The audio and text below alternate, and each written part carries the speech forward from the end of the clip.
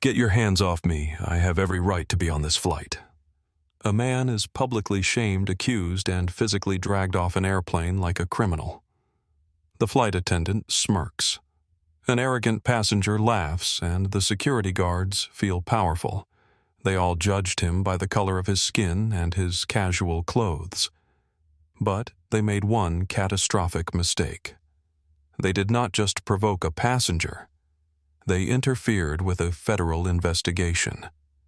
In exactly 8 minutes, these security officers would not only lose their jobs, but face federal charges that would haunt them forever. The flight attendant's career would end. The smug businessman would watch his reputation crumble, and the airline itself would become the center of a nationwide reckoning. But in their arrogance, as they forcibly removed Dominic Reynolds from his seat, they had no idea they were committing a federal offense against one of the FBI's top undercover agents. Stay tuned to witness the moment when raw prejudice collides with absolute authority, when those who abuse their power suddenly find themselves powerless. This is not just a story of mistaken identity. It is what happens when bias meets badge. The low hum of the Boeing 777 engines was a familiar symphony to Dominic Reynolds. At 42, he had spent almost as many hours in the air as he had in FBI field offices over his 15-year career. Today, however, was different. This was not a bureau assignment. This was personal. Dominic leaned his head against the cool plastic of the window frame in row 24, the vibrations of the massive engines a steady pulse against his skull. Outside the tarmac of JFK International was a chaotic ballet of ground crews, baggage carts, and fuel trucks all moving with a purpose that felt alien to the turmoil in his own heart. The text from his sister had been stark and terrifying. "Mom's in the hospital. It's her heart again. The doctors are saying you should come right away, Dom." He had booked the first available flight, Transnational Airlines Flight 847 to Denver, a 4-hour journey crammed into seat 24B, a middle seat in the economy cabin. He did not mind. For all his high-level clearances and access, Dominic preferred anonymity. He wore a simple gray hoodie over a plain black t-shirt, comfortable jeans, and worn-in sneakers. He carried a single, unassuming black backpack that held little more than a change of clothes, his phone charger, and the tools of his trade, which remained unseen and unmentioned. To the world, he looked like a teacher, perhaps, or a graphic designer, anything but what he was, one of the Bureau's most effective undercover operatives, specializing in domestic terrorism investigations. His current case, the infiltration of the Sovereign Patriot Alliance, a growing militia group with violent intentions, had been building for 11 months. His testimony, scheduled for next week, would dismantle their entire operation. But none of that mattered now. All that mattered was getting to Denver, to Eleanor Reynolds, the 72-year-old woman whose strength and wisdom had guided him through a childhood in Baltimore's toughest neighborhoods, through college at Howard University, and ultimately to Quantico. The woman who had taught him that dignity was not just about how others treated you, it was about how you carried yourself when they did not. Dominic had learned early to be two things at once, vigilant and invisible, to observe without being observed, to absorb information while giving away nothing. These skills had served him well at the Bureau, particularly in his undercover work. Today they would serve him on Transnational Airlines Flight 847, though he did not know it yet.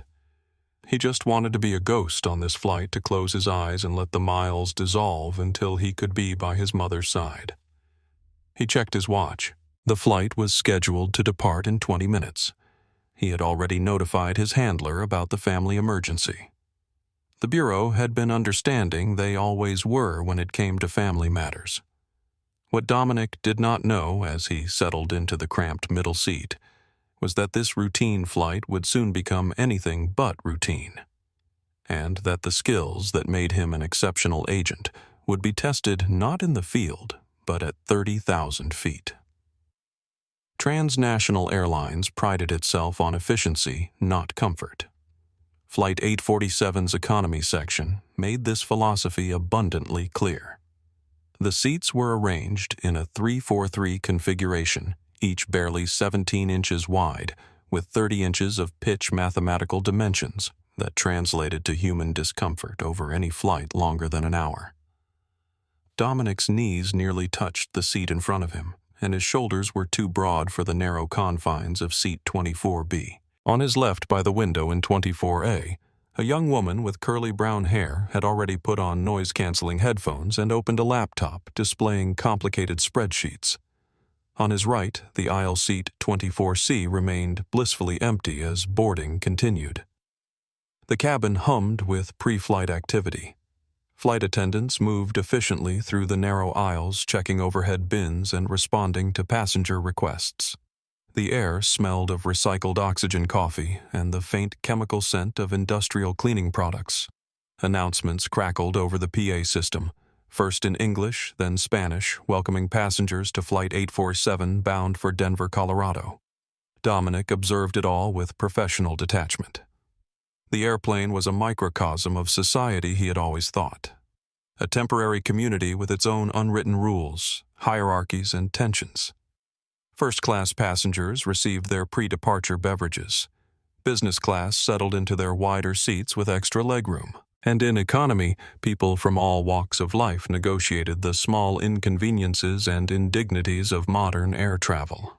A family with young children struggled to find overhead space for their carry-ons. An elderly couple helped each other with their seatbelts. Two businesswomen compared notes on their upcoming presentation. And through it all, the flight attendants maintained tight smiles and practiced efficiency, their eyes constantly scanning for potential problems. One of these flight attendants caught Dominic's attention.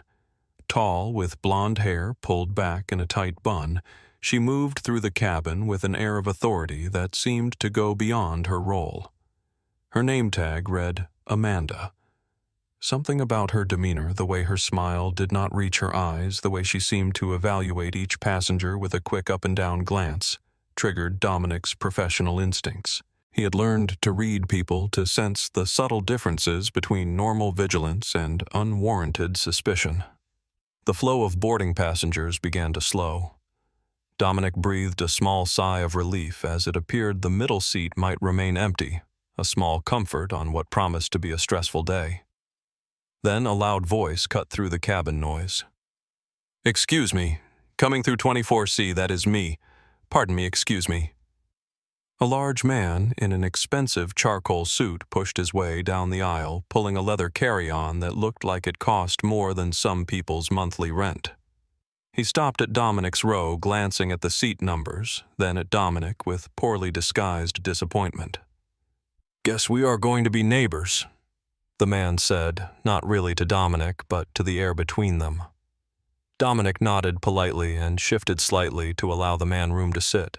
As he did, he caught Amanda the flight attendant watching their interaction with unusual interest, her gaze lingering a beat too long.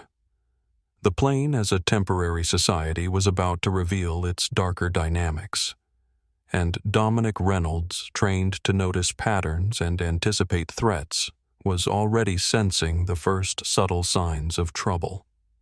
The man in 24C settled heavily into his seat, immediately claiming both armrests with a sense of entitlement that required no verbal declaration.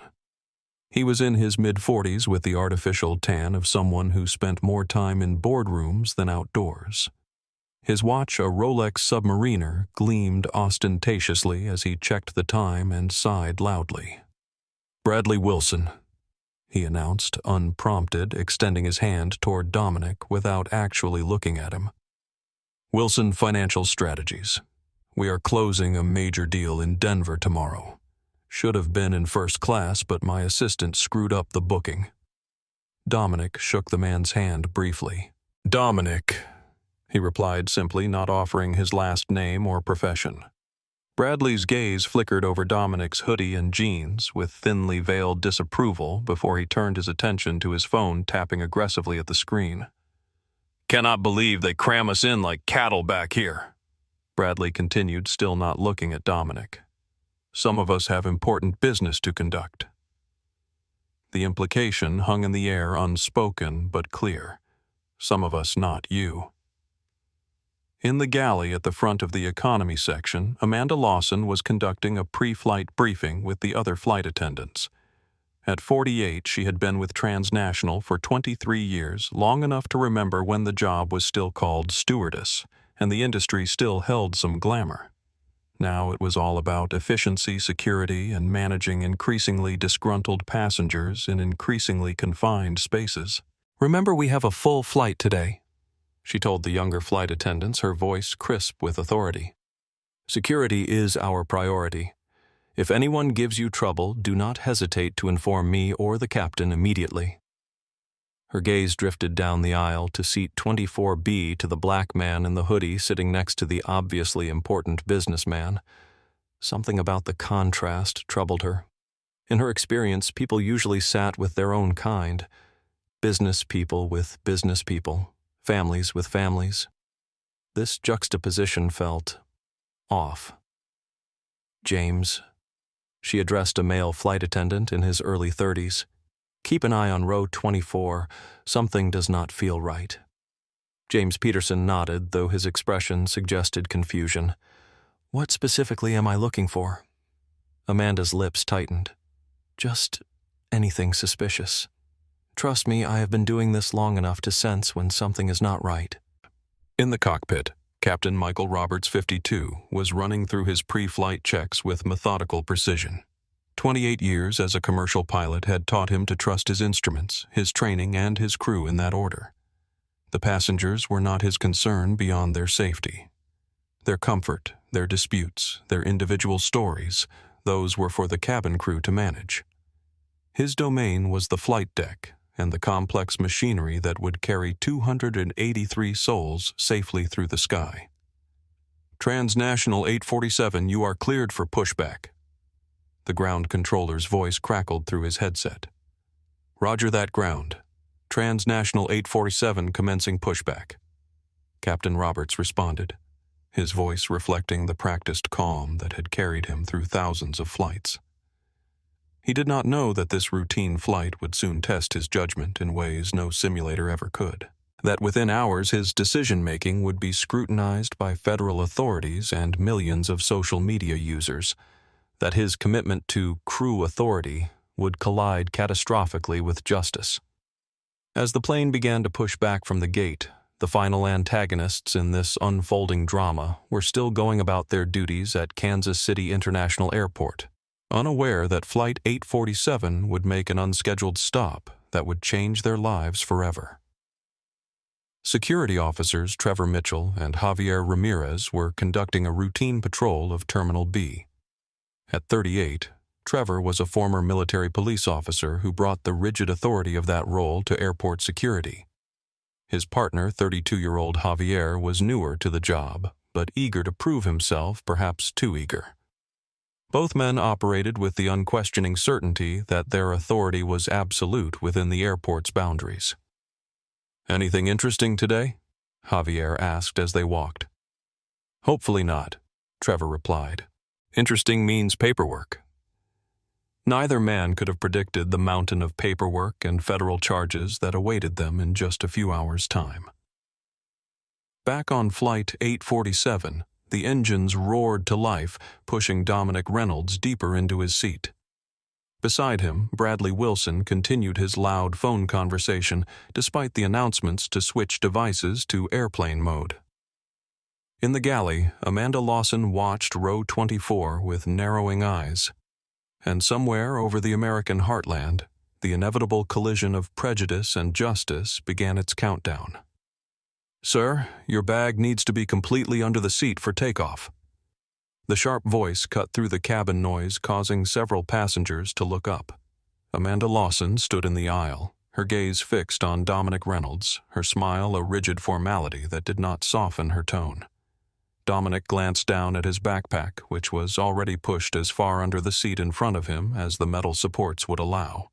"It is," he replied calmly, meeting her gaze. "No, sir. It needs to be completely under the seat," Amanda repeated, speaking with exaggerated slowness, as if addressing someone who might have trouble understanding English. "It is a federal regulation." Dominic noticed that the businessman next to him had a briefcase protruding much further into the legroom space, yet Amanda's attention remained fixed solely on him. "I understand the regulation," Dominic said evenly, "but the bag will not physically go any farther." He demonstrated by gently pushing the bag again, showing how it was blocked by the seat support. Amanda's expression tightened.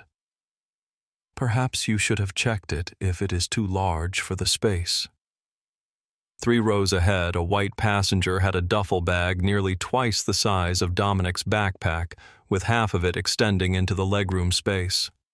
Amanda had walked past it without comment. "The bag meets carry-on requirements," Dominic stated not argumentatively but factually. "It is as far under as it can go."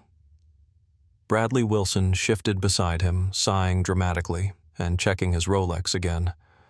"Some people just do not understand the rules," he muttered loud enough for both Dominic and Amanda to hear. Amanda's expression flickered with something, perhaps appreciation for the support, perhaps something else, before she returned her attention to Dominic. "I am going to have to insist, sir," she said, her tone hardening further.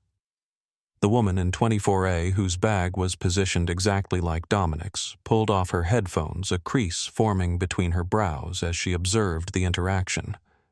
"Is there a problem?" she asked, glancing between Dominic and Amanda.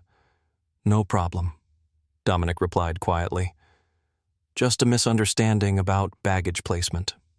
Amanda's posture stiffened. "There is no misunderstanding. The rules are clear." Dominic maintained his calm demeanor, years of training in high-pressure situations serving him well. He knew this interaction was not about the bag. It was about establishing authority about someone seeing a black man in casual clothes and making assumptions. "I'm happy to check with the captain if there is a question about the regulation," he offered reasonably. "Or perhaps your colleague could provide a second opinion." He nodded toward James, who was watching the interaction from nearby. The mention of involving others seemed to give Amanda pause. She glanced around, suddenly aware of the attention the interaction was drawing from surrounding passengers. "I will return to check again before takeoff," she said finally, the words carrying an unmistakable warning. She moved on, but not before giving Dominic's row one last scrutinizing look. Bradley immediately took the opportunity to spread out further his elbow, now firmly occupying the shared armrest, pushing against Dominic's space. "These flight attendants have a tough job," Bradley commented, though his tone suggested no real sympathy. "So many people these days just do not respect authority." The subtext was clear: people like you. Dominic chose not to engage, instead taking out his phone to send a quick text to his sister before airplane mode would be required. "Still on schedule. Should land by 4 p.m. your time. How's Mom?" The reply came quickly. "Stable for now. Doctor wants to talk when you get here. Love you." Dominic felt a tightening in his chest that had nothing to do with the cramped airplane seat. He thought of his mother, the strongest person he had ever known, lying in a hospital bed. He thought of the distance still between them. And he thought of this case waiting for him after this family crisis, the testimony that could put dangerous people behind bars. The petty indignities of this flight were just noise. He had navigated far worse in both his personal and professional life. But as the plane accelerated down the runway and lifted into the sky, he could not shake the feeling that Amanda Lawson was not finished with him. Something in her gaze suggested that for her, his very presence was a problem to be solved. Beside him, Bradley Wilson finally ended his call as the plane climbed through the clouds. The man reclined his seat to its maximum extent, not much in economy, and closed his eyes, apparently intending to sleep. But not before muttering, "Wake me when they serve drinks. I need a proper scotch after dealing with this seating situation." The woman in 24A caught Dominic's eye and gave a small apologetic smile before returning to her laptop, a silent acknowledgement of the unfairness she had witnessed. Dominic settled back, breathing deeply and centering himself. The plane leveled off at cruising altitude, the seatbelt sign dinged off, and the cabin began to settle into the routine of flight. But the undercurrents of tension remained invisible but present, like the high-altitude turbulence that sometimes caught planes unaware. 45 minutes into the flight, the beverage service began. The familiar rattle of the cart moving down the aisle brought passengers out of their individual bubbles of entertainment and reading. Amanda Lawson was working the cart on the left side of the plane, while James Peterson handled the right. Dominic observed the routine with practiced detachment. Amanda maintained her professionally rigid smile for most passengers, occasionally engaging in brief pleasantries with some, particularly the business travelers and well-dressed older passengers. It was subtle but unmistakable to someone trained to notice behavioral patterns. The cart approached row 24. By now, the woman in 24A, who had introduced herself as Sarah Goldstein, a data analyst traveling for a conference, had put away her laptop and lowered her tray table. Bradley Wilson had awakened from his short nap and was checking his watch and phone with theatrical impatience. Amanda served Sarah first. "What would you like to drink? Sparkling water with lime, please," Sarah replied. Amanda handed her the drink and a napkin with a practiced efficiency, then turned to Bradley. "And for you, sir," Bradley straightened importantly. "Do you have Macallan, or at least Johnny Walker Black?" "I am sorry, sir. We have Jim Beam or Jack Daniels in economy," Amanda replied, her tone genuinely apologetic. Bradley sighed dramatically. "Jack Daniels, then. Neat with ice on the side." "Of course, sir." Amanda quickly prepared his drink with special attention, even providing 2 packets of pretzels without being asked. She then began to move the cart forward, completely skipping Dominic. "Excuse me," Dominic said politely. "I have not been served yet." Amanda paused, turning back with a look of mild surprise as if she had genuinely forgotten him, though he sat directly between the 2 passengers she had just served. "Oh, what would you like?" Her tone was notably cooler. "Coffee black, please," Dominic replied. Amanda's eyes narrowed slightly. "Have you been drinking today, sir?" The question hung in the air, unexpected and inappropriate. Bradley glanced over with sudden interest. Sarah stopped with her water midway to her lips. "No," Dominic answered calmly, though he felt a familiar tension rising. "Just coffee, thank you." "You seem agitated," Amanda continued, her voice carrying enough to draw attention from nearby rows. "We have a responsibility not to serve passengers who may have been drinking before the flight." Dominic had not raised his voice, had not made any aggressive movements, had done nothing but request the same service every other passenger was receiving. "I have not been drinking," he repeated, his voice level. "I would just like coffee like any other passenger." Amanda held his gaze for a long moment, then poured the coffee with deliberate slowness, placing it on his tray table without a napkin.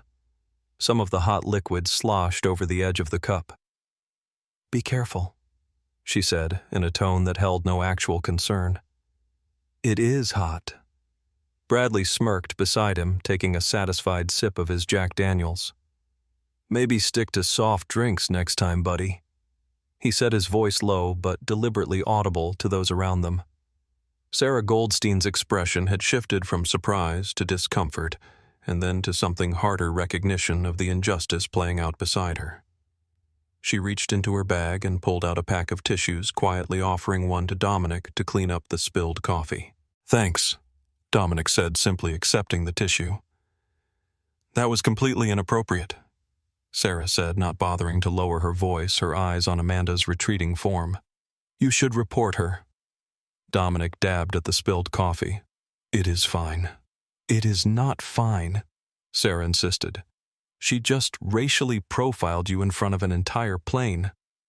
Bradley shifted uncomfortably beside them. "Oh, please," he interjected. "Not everything is about race. Maybe he just looked tired and she was being cautious." He emphasized the word tired with a hint of innuendo. Sarah turned to him, her academic demeanor giving way to genuine anger. She served you alcohol without question. She did not even give him a napkin with his coffee. Look, Bradley said, lowering his voice but intensifying his tone. Some of us just know how to conduct ourselves on a flight, okay? It is not the flight attendant's fault if certain people give off vibes. Vibes? Sarah repeated incredulously. What exactly are you implying? Dominic remained silent, watching the interaction with the same observational detachment he had cultivated over years of undercover work. He was documenting patterns, filing away behaviors and responses. This was not just about a coffee or a napkin. It was about how quickly assumptions could escalate, how prejudice could hide behind policies and procedures. Further down the aisle, Dominic noticed Amanda in a hushed conversation with James, both occasionally glancing toward row 24. James seemed to be disagreeing with something Amanda was saying, his body language suggesting reluctance. Dominic sipped his coffee and turned his attention to the window to the endless blue sky beyond the glass. He thought of his mother, who had faced far worse indignities with unwavering dignity. He thought of his training, which had taught him to recognize when a confrontation served his objectives and when it did not. Today, getting to Denver served his objectives. Everything else was a distraction. But as the beverage service concluded and the flight continued, Dominic could feel Amanda's attention returning to him periodically like a searchlight seeking a target. The first major confrontation had passed, but it had established a pattern, and in both his personal and professional experience, patterns tended to intensify before they broke. Ladies and gentlemen, as we are experiencing some light turbulence, the captain has turned on the fasten seatbelt sign. Please return to your seats if you are up and about and ensure your seatbelts are securely fastened. All electronic devices should be in airplane mode for the duration of the flight. The announcement echoed through the cabin as the plane encountered a patch of rough air, causing minor vibrations that rippled through the structure.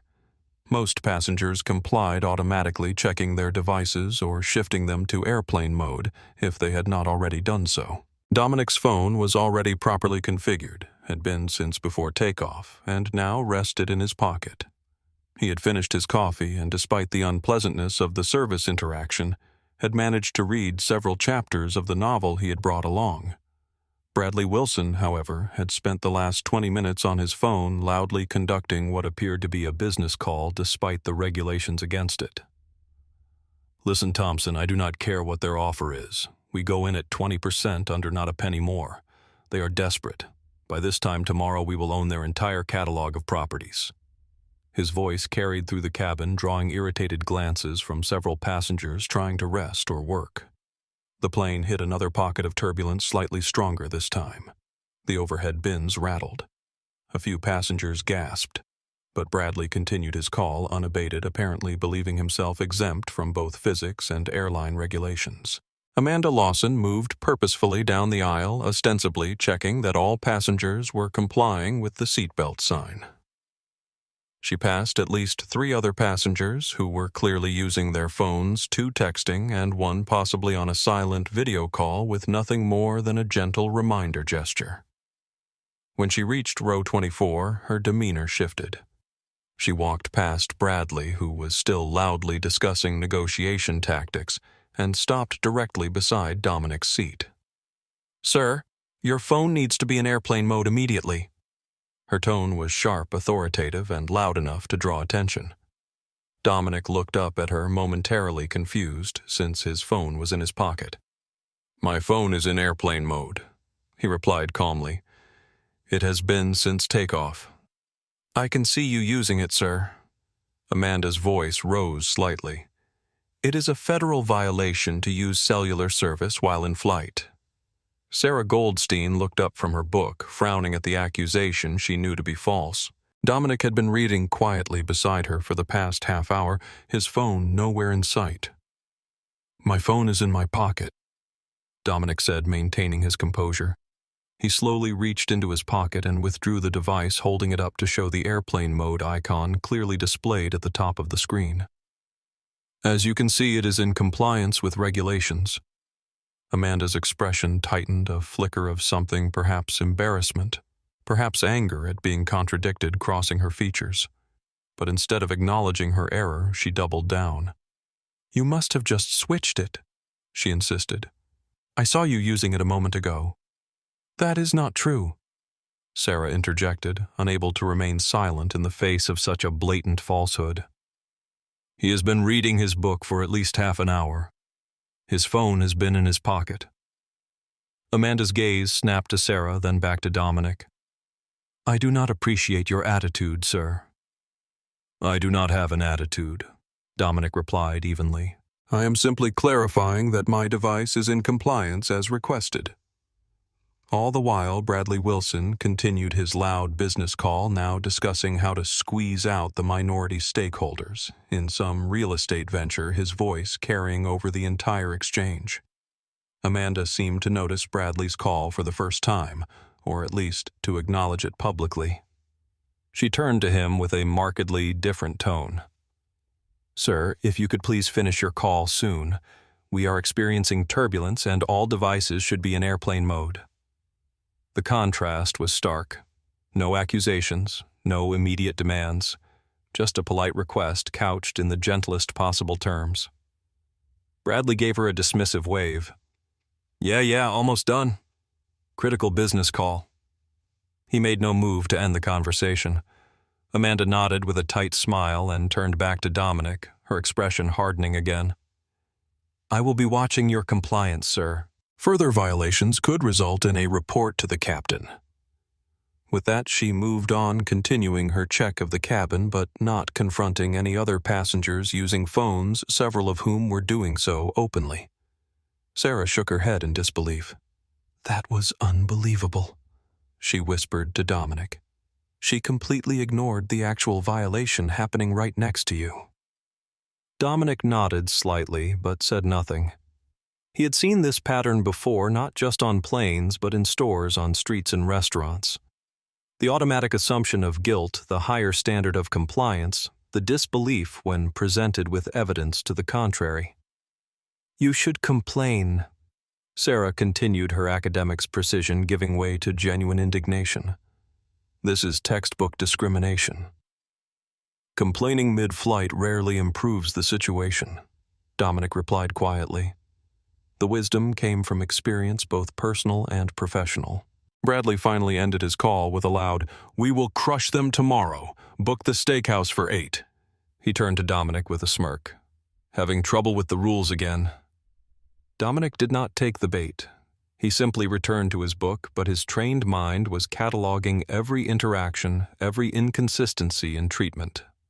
Not because he planned to make an issue of it, he had far more important concerns waiting in Denver, but because observation was second nature after years at the Bureau.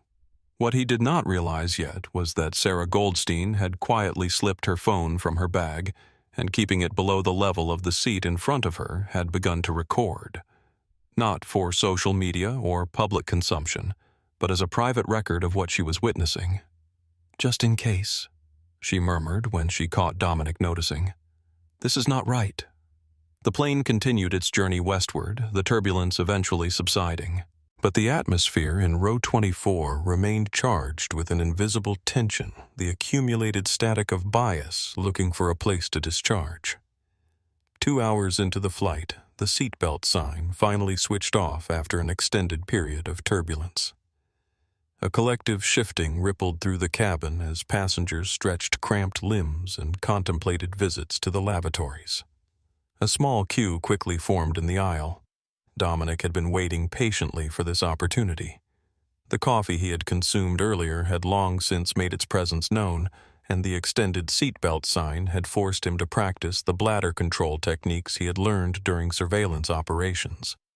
Now, with the sign off and the aisle clearing slightly, he prepared to make his move. He turned to Bradley. "Excuse me, I need to get out." Bradley sighed dramatically, as if being asked to move was an unreasonable imposition rather than a basic courtesy of air travel. He made a show of closing his laptop, removing his headphones, and gathering his items, before standing to let Dominic pass. "Do not take too long," he said. "I have got work to finish before we land." Dominic stepped into the aisle and made his way toward the rear lavatories. Both were occupied with 3 people already waiting. He stood at the end of the informal queue, maintaining the expected distance for privacy and comfort. Amanda Lawson emerged from the galley area, pushing a cart of snacks for purchase. Her gaze swept the aisle, pausing when she spotted Dominic among those waiting. She left the cart and approached with swift determination. "Sir, you need to return to your seat immediately," she said, her voice carrying over the ambient noise of the cabin. Dominic gestured toward the lavatory queue. "I am waiting to use the restroom. The captain is expecting more turbulence soon. Return to your seat now, please." Her tone left no room for discussion, though the seatbelt sign remained off and no announcement had been made. "I have been waiting for the seatbelt sign to turn off for nearly an hour," Dominic explained reasonably. "I will be quick." Amanda's posture stiffened. "This is not a negotiation. Return to your seat."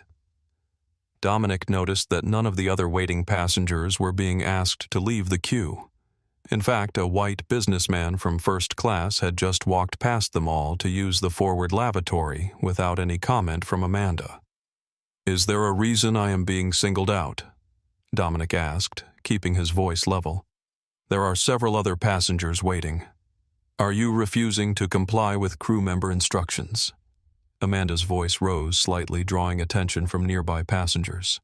"That is a federal violation, sir." Bradley Wilson had left his seat and now stood a few rows away, watching the exchange with undisguised interest. "Having more trouble with the rules?" he called out loud enough for several rows to hear. Dominic remained calm, though he felt the familiar tension that came with being unfairly targeted. "I am not refusing anything. I am simply asking why I am being asked to return to my seat while other passengers are permitted to wait." A middle-aged woman in the queue nodded in agreement. "We are all waiting here. The seatbelt sign is off." Amanda ignored her, focusing intently on Dominic. "Return to your seat now, or I will need to inform the captain." At that moment, James Peterson appeared from the forward cabin. He took in the situation with a quick glance and approached Amanda. "Amanda," he said quietly, "the captain has not called for the seatbelt sign. We are in smooth air right now."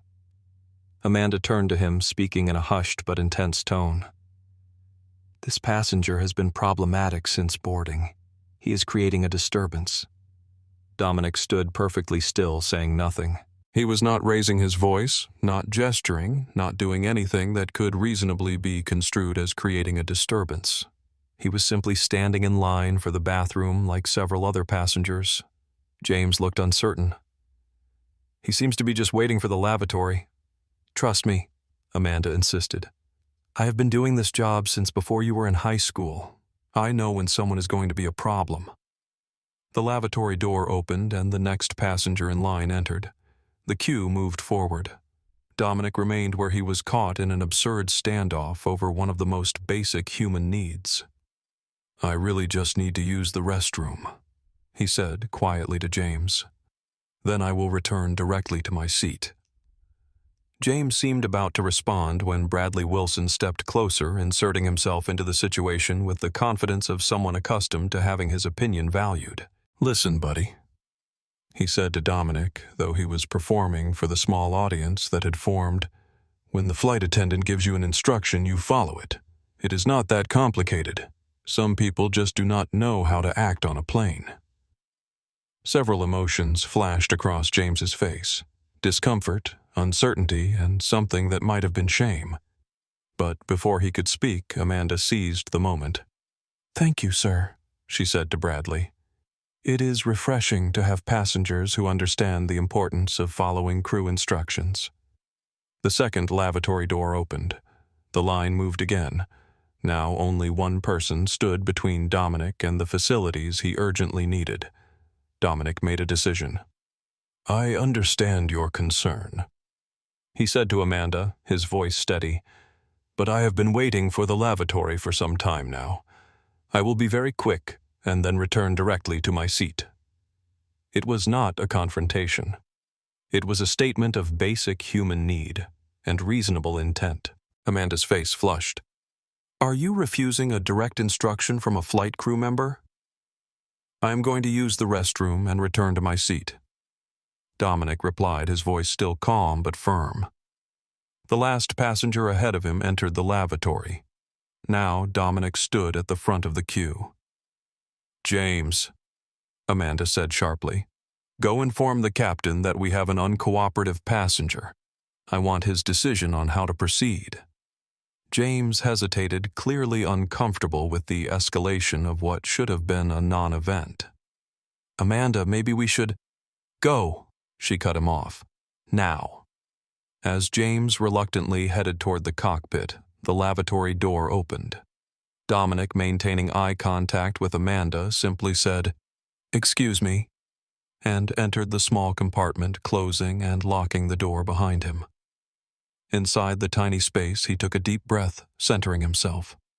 This situation was spiraling from absurd to potentially dangerous. He knew from his FBI training and experience how quickly these situations could escalate, how a minor confrontation could become a major incident, especially in the confined space of an aircraft cabin. He used the facilities quickly and efficiently, washed his hands, and prepared to return to his seat as promised. When he opened the door, he found Amanda waiting directly outside with Bradley Wilson hovering nearby. "The captain would like to speak with you," Amanda said, her tone suggesting she had won some victory. "After I returned to my seat, as I said I would," Dominic replied, stepping past her and moving down the aisle. As he approached row 24, he noticed Sarah Goldstein watching intently. Her phone held low, but clearly recording.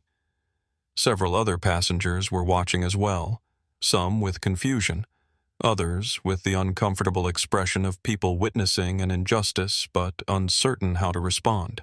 Dominic slid back into his seat, nodded a quiet thanks to Sarah, and waited for whatever came next.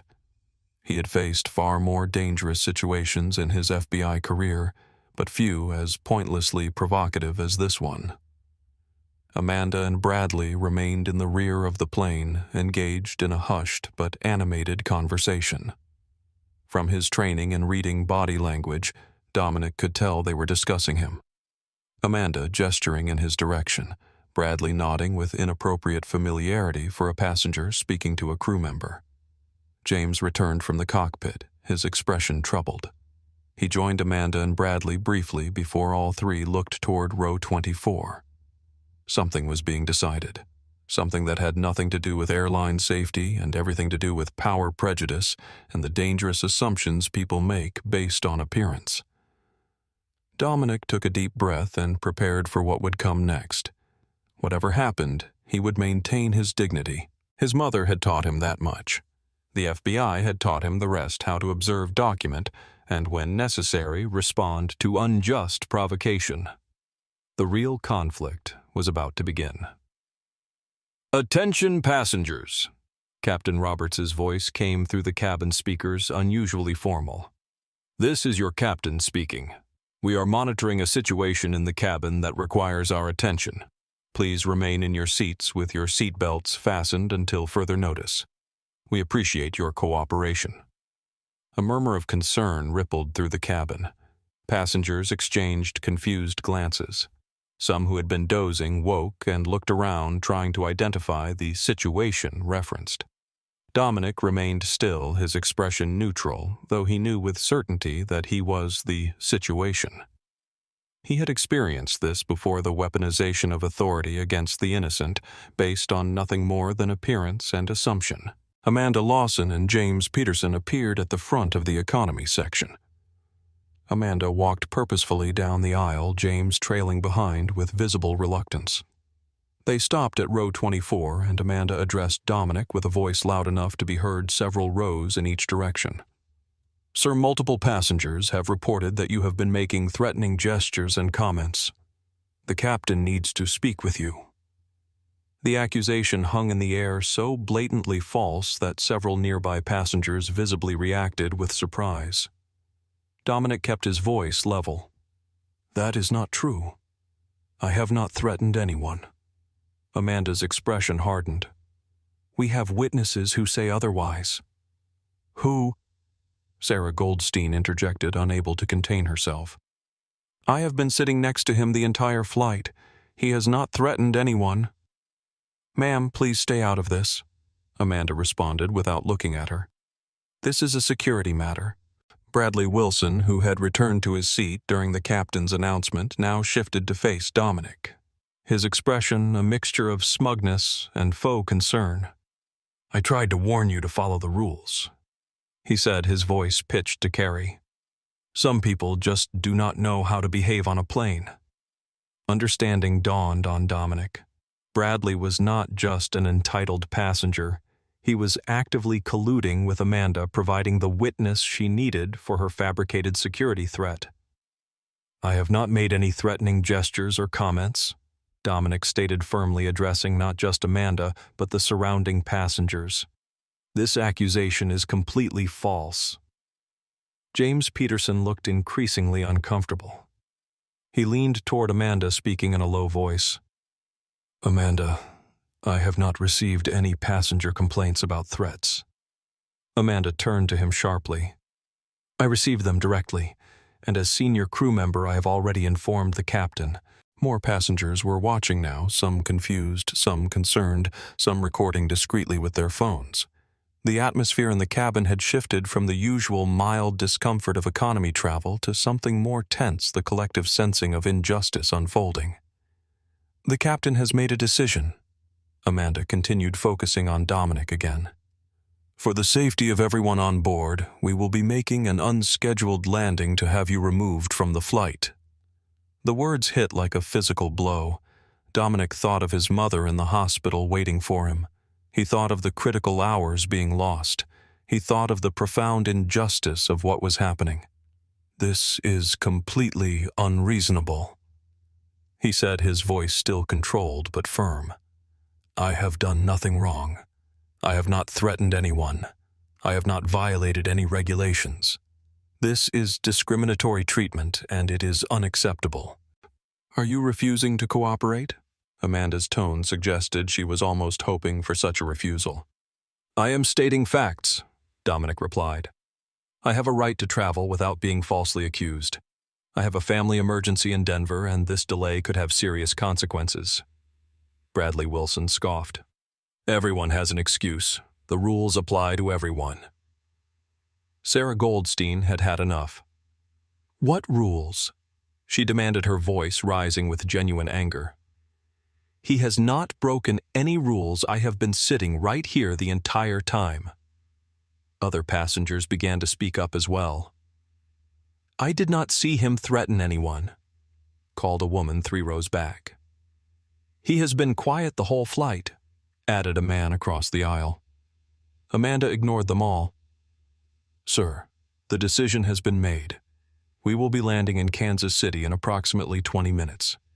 You can either proceed cooperatively, or we can have security remove you upon landing. The choice is yours. Dominic weighed his options quickly, as he had been trained to do in crisis situations. He could reveal his FBI credentials, now potentially ending this farce immediately, but doing so would compromise years of training in maintaining cover and potentially impact the case he had been building. More importantly, it would let Amanda and Bradley escape the consequences of their actions, consequences they deserved to face not because of his position, but because what they were doing was fundamentally wrong. I will comply under protest, he said finally, but I want it on record that these accusations are false, discriminatory, and potentially illegal. Noted, Amanda replied with a thin smile that suggested his protest would go nowhere. As she and James moved back toward the front of the cabin, Dominic could hear the whispers, see the uncomfortable glances, feel the weight of yet another injustice added to the countless ones he had experienced throughout his life.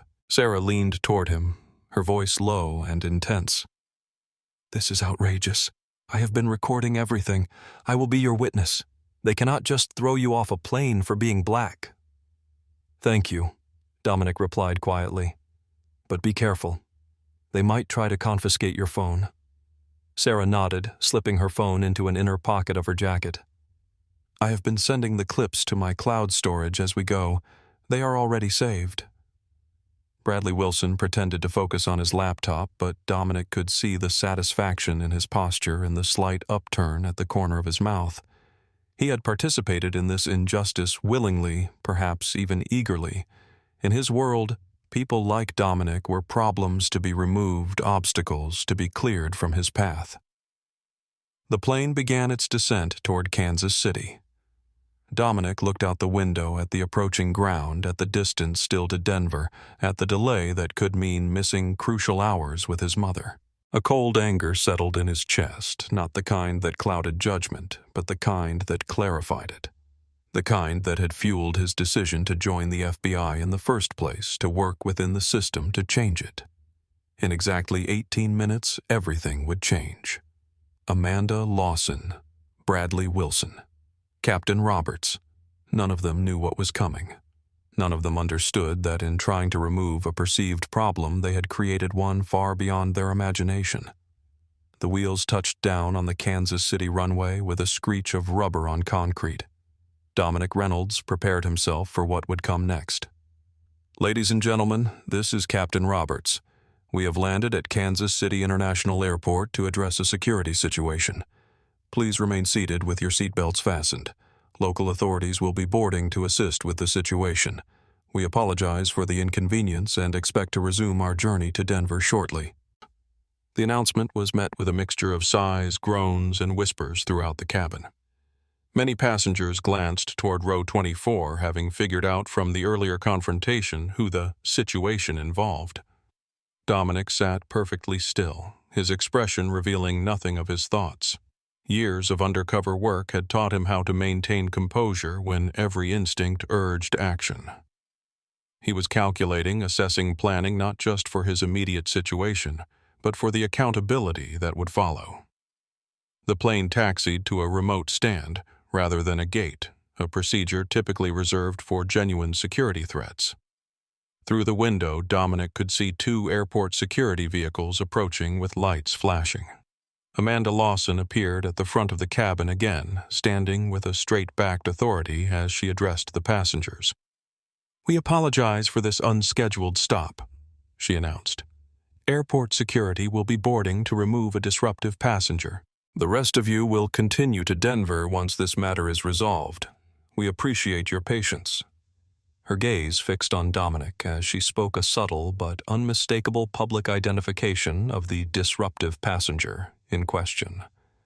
Sarah Goldstein shook her head in disgust.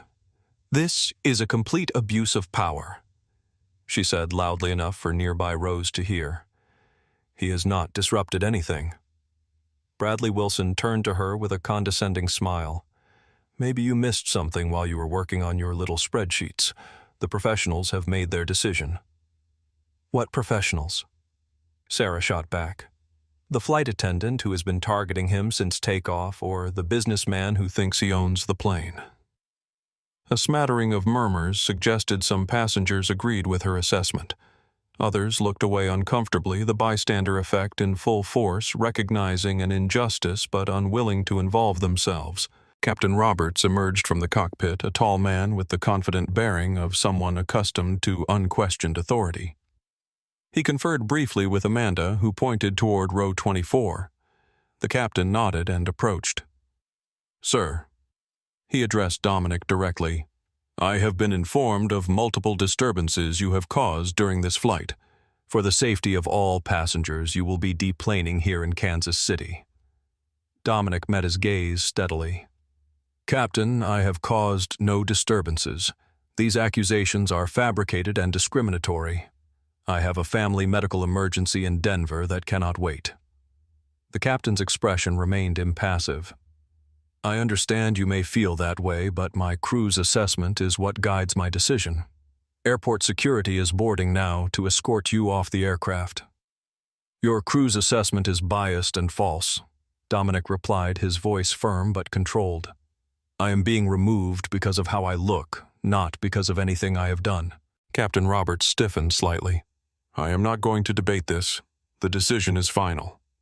"At least check with other passengers," Sarah interjected.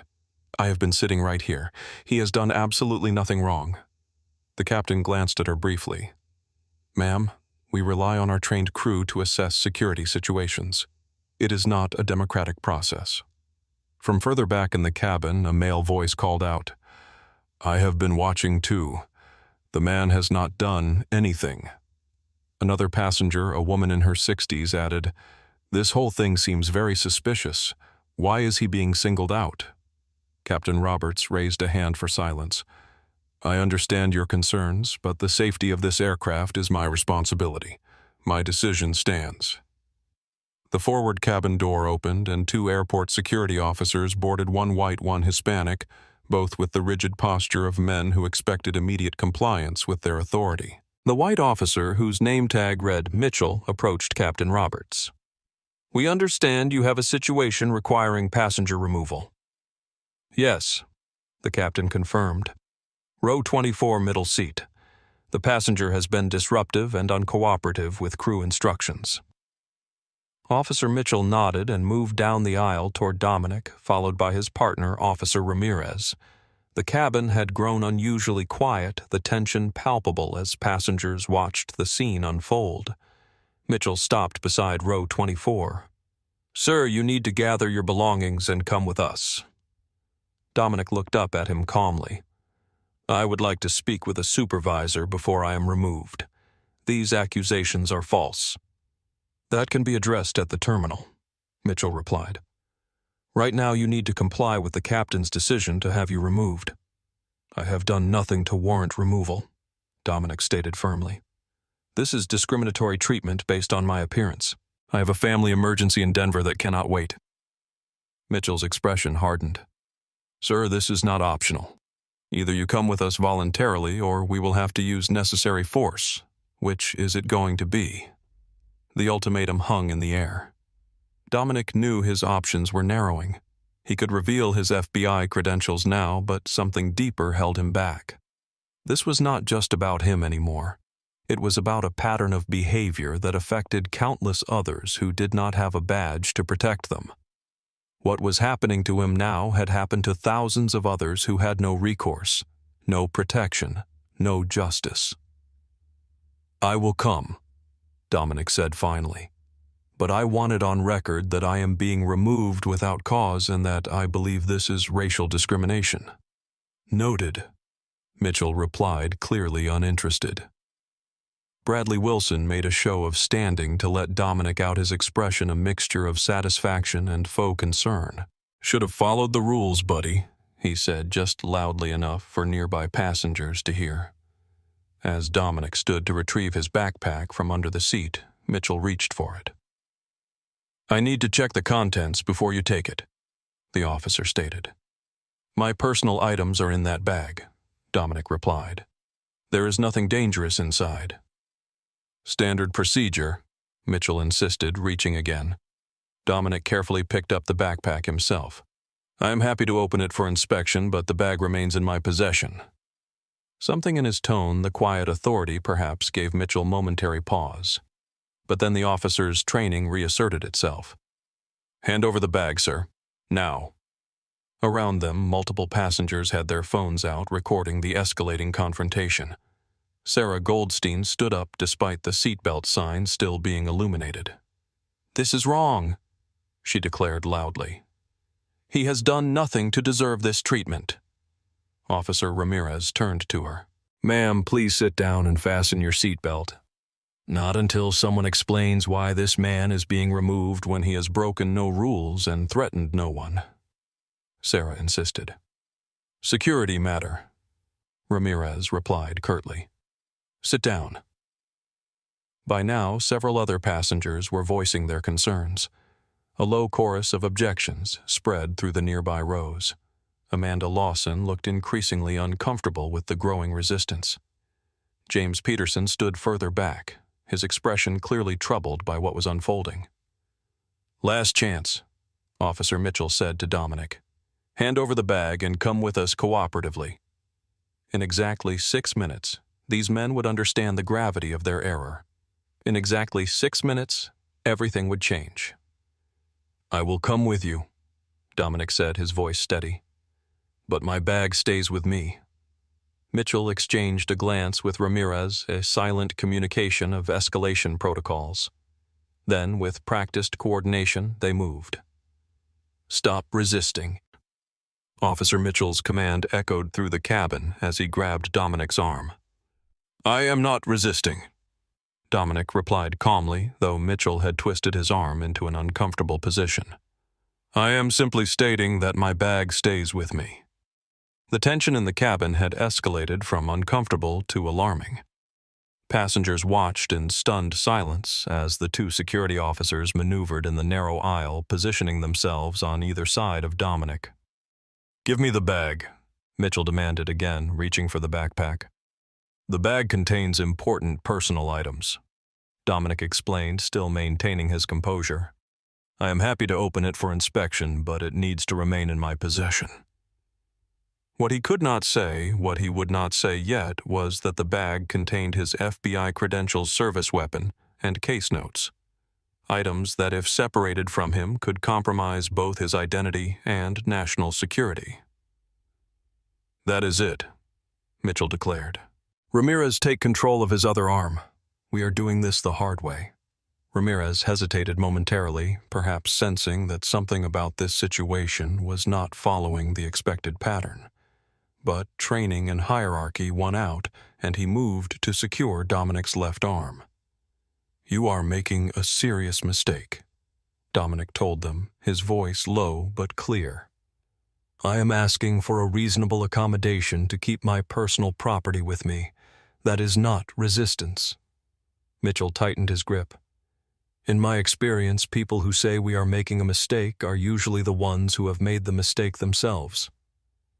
Throughout the confrontation, Dominic had not raised his voice, had not made any aggressive movements, had simply stated his right to maintain possession of his personal property, a right any passenger would expect, particularly when being removed from a flight under dubious circumstances. The first phones had started recording the moment the security officers boarded. Now nearly every passenger within sight had a device pointed at the unfolding scene. In the digital age, injustice had witnesses, thousands of them, potentially millions, once the footage spread. "I want to speak to your supervisor before this continues," Dominic said, still maintaining remarkable calm despite the escalating physical confrontation. "You can talk to whoever you want once we are off this plane," Mitchell replied. "Right now, you are coming with us." He nodded to Ramirez. "On 3. 1, 2. Stop." Sarah Goldstein had stood again, her voice cutting through the tension. "This is wrong. You cannot just manhandle someone who has done absolutely nothing. Ma'am, interfering with security personnel is a federal offense," Mitchell warned without looking at her. "Sit down now." Several other passengers had begun to vocally object as well. "He is not even resisting," called a man from across the aisle. "Why are they being so aggressive?" asked an older woman, her phone steadily recording. Amanda Lawson's expression had shifted from righteous certainty to growing concern as she witnessed the escalating situation and the passengers' reactions. Captain Roberts remained stoic, but a slight furrow in his brow suggested he might be reconsidering the wisdom of how this was unfolding. Bradley Wilson, perhaps sensing the turning tide, attempted to reassert the narrative. "He has been difficult the entire flight," he announced loudly. "Always arguing with the flight attendants, making people uncomfortable." Sarah rounded on him furiously.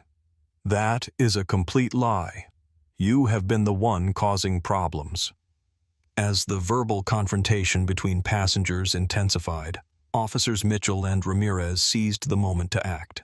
With practiced coordination, they forcibly pulled Dominic from his row, twisting his arms behind his back in a control hold designed for actively resisting subjects, though Dominic had offered no resistance beyond verbal objections. "Stop resisting!" Mitchell shouted again, though it was clearly for the benefit of witnesses rather than a response to any actual resistance from Dominic. "I am not resisting," Dominic replied, his voice steady despite the uncomfortable position. "You are using excessive force against a compliant subject." The professional terminology caught Mitchell off guard momentarily, but he quickly recovered. We will determine what is excessive. Now move toward the exit. As they began to force Dominic up the aisle, his backpack still clutched awkwardly in his restrained hands, the atmosphere in the cabin shifted dramatically. What had begun as uncomfortable observation had transformed into active witnessing of perceived injustice. More passengers called out objections. Several stood from their seats despite the illuminated sign. A young man in his 20s who had been quietly filming suddenly stepped into the aisle ahead of them. Hey, everyone. I am live streaming this on TikTok right now. Over 6,000 people are watching this happen in real time. The information rippled through the cabin, changing the dynamic yet again. This was not just being recorded, it was being broadcast live. The accountability had jumped from future to immediate. Mitchell hesitated, then doubled down. Clear the aisle.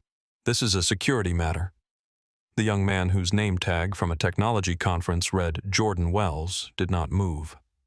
My followers want to know why this man is being removed when he is clearly not resisting, and multiple passengers are saying he has done nothing wrong. Ramirez looked increasingly uncertain.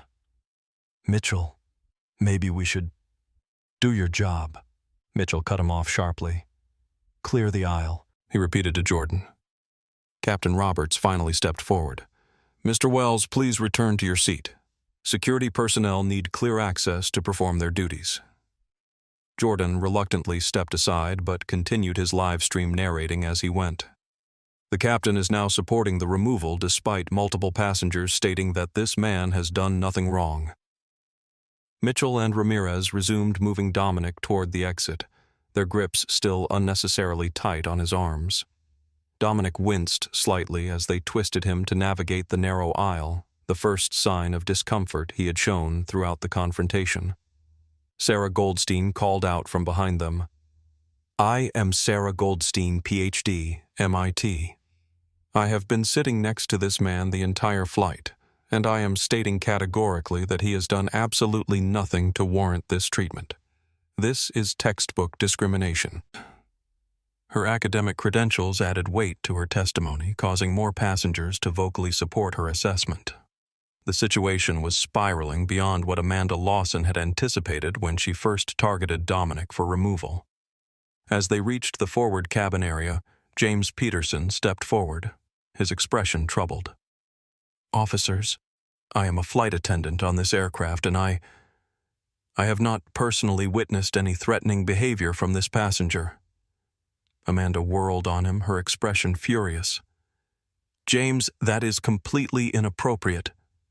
But James stood his ground. I am just stating what I have observed, Amanda. Or rather, what I have not observed. Mitchell ignored the dissension among the crew. Keep moving, he ordered Dominic, shoving him toward the aircraft door. Dominic complied, but spoke clearly for the benefit of the many recording devices now trained on him. I am being removed from this flight without cause.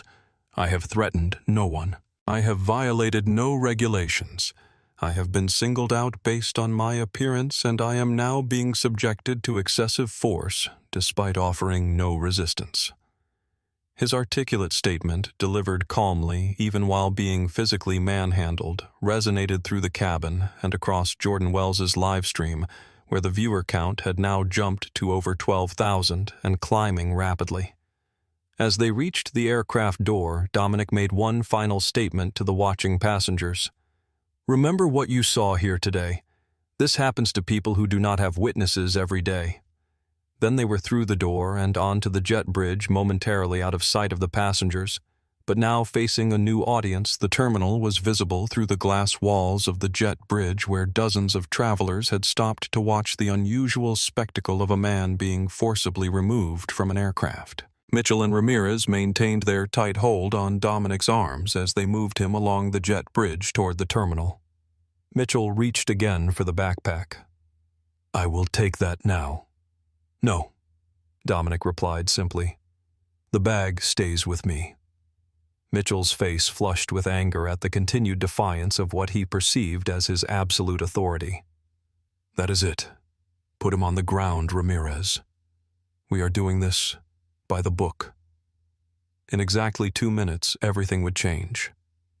But first, Dominic Reynolds would experience the full measure of unwarranted force that countless others had faced before him, those without badges, without witnesses, without recourse. The difference was that Dominic knew exactly what was coming next, and he was ready. "Down on the ground now." Officer Mitchell's command echoed through the jet bridge as he applied a pain compliance technique to Dominic's wrist, attempting to force him to his knees. Dominic, despite the shooting pain, remained upright through sheer determination. "This is unnecessary force," he stated, his voice strained but controlled. "I am not resisting." Mitchell increased the pressure, twisting Dominic's arm further behind his back. "On the ground, or it gets worse." Ramirez looked increasingly uncomfortable with the escalation but maintained his hold on Dominic's other arm, caught between professional obligation and growing doubt about the situation.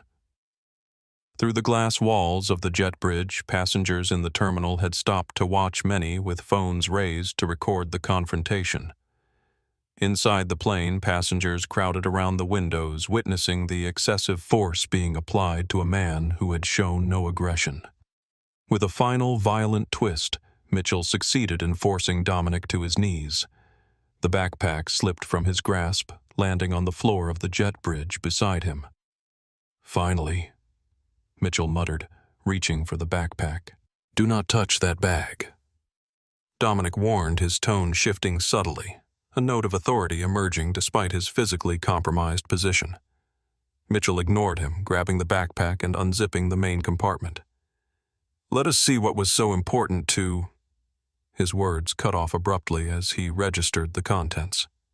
From within the aircraft, Sarah Goldstein had positioned herself in the doorway, continuing to record despite Amanda Lawson's attempts to close the door and isolate the incident. "Get back to your seat," Amanda demanded. "No," Sarah replied firmly. "This is wrong and everyone needs to see it." On the jet bridge, Mitchell had frozen his hand inside Dominic's backpack. The color drained from his face as he withdrew. Not contraband, not a weapon, but a leather wallet with a distinctive gold emblem clearly visible. "Ramirez," he said, his voice suddenly hoarse. "Let him go, now." Ramirez, confused by the abrupt change, looked at his partner. "What? Let him go?"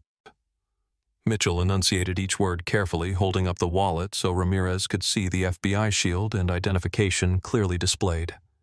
Ramirez immediately released his hold on Dominic's arm, stepping back as if burned. "Oh, shit." Dominic rose slowly to his feet, straightening his hoodie with a dignity that belied the violence he had just endured. He held out his hand for his credentials. "Special Agent Dominic Reynolds, Federal Bureau of Investigation," he stated, his voice carrying clearly to everyone within earshot, including the growing audience in the terminal and the passengers still watching from the aircraft. "You have just assaulted a federal officer in the performance of his duties." The transformation was immediate and stark. Mitchell's aggressive confidence evaporated, replaced by a sickly pallor. Ramirez took another step back, his hands visibly trembling. We were just following orders," Mitchell stammered. "The captain requested removal." "Following orders is not a defense for using excessive force against a compliant subject," Dominic replied, his professional training now fully evident in his speech and bearing, particularly when that subject is a federal agent. He reached into his pocket and withdrew his phone, tapping the screen to end a recording that had been running since the initial confrontation on the aircraft. "Every moment of this incident has been documented, from the initial false accusations through to the assault you just committed." Through the aircraft door, Amanda Lawson watched in horror as the situation she had instigated spiraled completely beyond her control. Captain Roberts stood behind her, his face ashen, as he processed the implications of what had just occurred. Bradley Wilson had pushed his way to the front of the curious passengers, but now his expression of smug satisfaction had transformed into one of dawning terror as he realized the magnitude of what he had participated in. Dominic secured his credentials and turned to face the aircraft door where the crew and several passengers were still watching. His voice carried easily across the space. "Captain Roberts, I need to speak with you immediately regarding the decision to remove a federal officer from this aircraft based on false accusations. Officer Mitchell. Officer Ramirez, do not leave this area. Additional federal agents will be arriving shortly to take your statements and review your body camera footage." As if on cue, the terminal doors opened and two professionally dressed individuals, a woman and a man, approached with purposeful strides. The woman, about 40 and Hispanic, took immediate control of the situation. "Special Agent Sofia Rivera, FBI Kansas City Field Office," she announced, displaying her credentials. "We received an alert about an agent in distress." Her gaze swept over the scene, taking in Dominic's disheveled appearance, the security officer's evident distress, and the audience of witnesses. "It appears we arrived just in time." The man with her stepped forward. "Special Agent William Taylor," he introduced himself. "Agent Reynolds, are you injured?" "Minor wrist strain from an inappropriate control technique," Dominic replied. "Nothing serious." Rivera nodded, then turned to the security officers. "Officers Mitchell and Ramirez, I need your body cameras and service weapons immediately. You are being temporarily relieved of duty pending investigation of assault on a federal officer." Mitchell looked as though he might protest, but one glance at Dominic's composed expression and the growing crowd of witnesses silenced whatever objection he had been about to make. Wordlessly, he removed his body camera and service weapon, handing them to Agent Taylor. Ramirez quickly did the same. "Agent Taylor will escort you to a secure area for preliminary questioning," Rivera instructed. "Do not discuss this incident with each other or attempt to contact anyone about it until you have been formally interviewed." As Taylor led the subdued officers away, Rivera turned her attention to the aircraft door, where Captain Roberts and Amanda Lawson stood frozen in a tableau of dawning consequences. "Captain Roberts, Ms. Lawson, you will also need to provide statements regarding your decision to remove Agent Reynolds from this flight. Please, step onto the jet bridge." The captain moved forward mechanically, his professional demeanor cracking under the weight of what had just occurred. Amanda followed, her earlier confidence replaced by visible dread. Inside the aircraft, passengers were openly discussing what they had witnessed, many still recording. Jordan Wells's TikTok live stream had now reached over 50,000 viewers, with comments flooding in faster than they could be read. The story was spreading in real time, beyond anyone's ability to contain it. Bradley Wilson attempted to slip away, moving toward the back of the crowded passengers, but Sarah Goldstein spotted him. "And do not forget Mr. Wilson," she called out loudly. "He provided false testimony about threats that never happened." Agent Rivera's sharp gaze found Bradley in the crowd. "Mr. Wilson, please join us on the jet bridge as well." Trapped by circumstance and witnesses, Bradley had no choice but to comply. He shuffled forward, avoiding eye contact with everyone, especially Dominic. As the key participants assembled on the jet bridge, Dominic addressed the remaining passengers still watching from the aircraft door. "I apologize for the delay in your journey. I assure you this matter will be resolved as quickly as possible so you can continue to your destination." His composed professionalism in the face of what he had just endured struck many of the witnesses powerfully.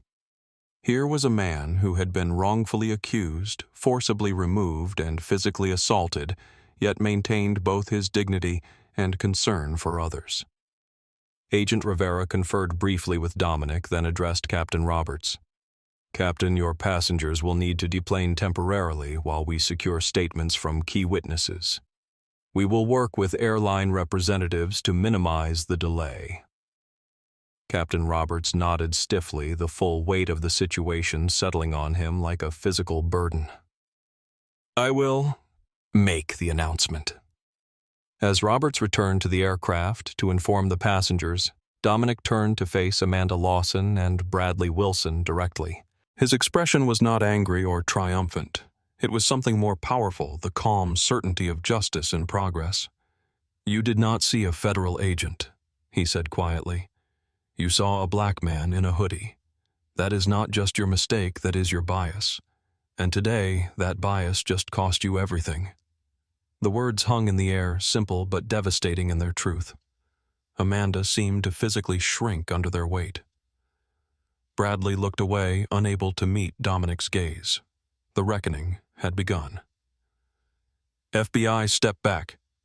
Agent Rivera's authoritative command created an immediate perimeter around the group on the jet bridge. The terminal spectators, many still recording with their phones, quickly complied while maintaining their digital witness. Dominic Reynolds stood at the center of this unprecedented scene, his FBI credentials now displayed openly around his neck, the reality of his identity creating a seismic shift in the power dynamics that had defined the previous confrontation. Officer Mitchell remained pale, his earlier bravado replaced by the 1,000-yard stare of someone whose career was flashing before his eyes. Beside him, Officer Ramirez could not stop nervously adjusting his uniform as if physical composure might somehow mitigate the professional disaster unfolding around him. Agent Reynolds, Rivera addressed him with professional courtesy. Could you provide a brief summary of the events leading to this situation? Dominic nodded, his composure remarkable given the circumstances. I boarded transnational Flight 847 as a passenger traveling to Denver for a family medical emergency. Throughout the flight, I was subjected to a pattern of discriminatory treatment by senior flight attendant Amanda Lawson, supported by passenger Bradley Wilson. Amanda flinched at the direct naming, but did not interrupt. This included false accusations about my behavior, disparate enforcement of flight regulations, and ultimately fabricated claims of threatening behavior used to justify my removal from the aircraft. Captain Roberts authorized the removal based solely on these false claims without seeking corroboration from other passengers or crew members. Captain Roberts's jaw tightened, but he too remained silent as the summary continued. Upon landing in Kansas City, Officers Mitchell and Ramirez boarded the aircraft and proceeded to remove me using excessive force, despite my verbal compliance and lack of resistance. When I maintained possession of my backpack, which contains my service weapon and case files related to an active federal investigation, Officer Mitchell escalated to pain compliance techniques.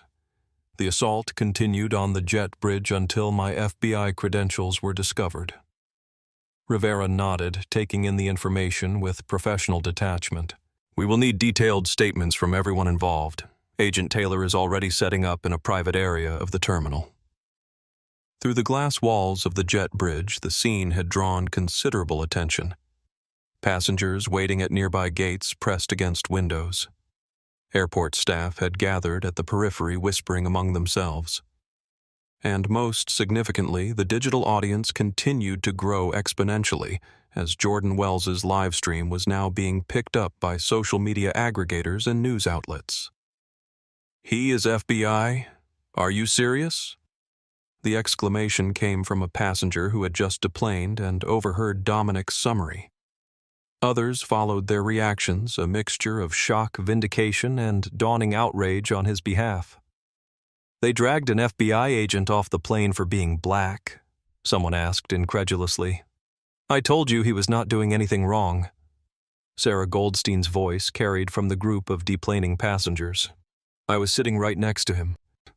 The narrative was solidifying in real time, shaped by eyewitness accounts and the undeniable visual of Dominic's FBI credentials against his casual attire, the stark contrast between appearance and reality that had triggered the entire incident.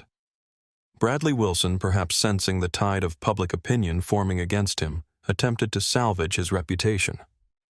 I simply reported what I thought was suspicious behavior, he said loudly enough for those nearby to hear.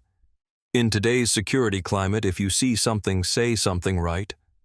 Dominic turned to him, his gaze level. Mr. Wilson, you fabricated claims of threatening behavior that never occurred.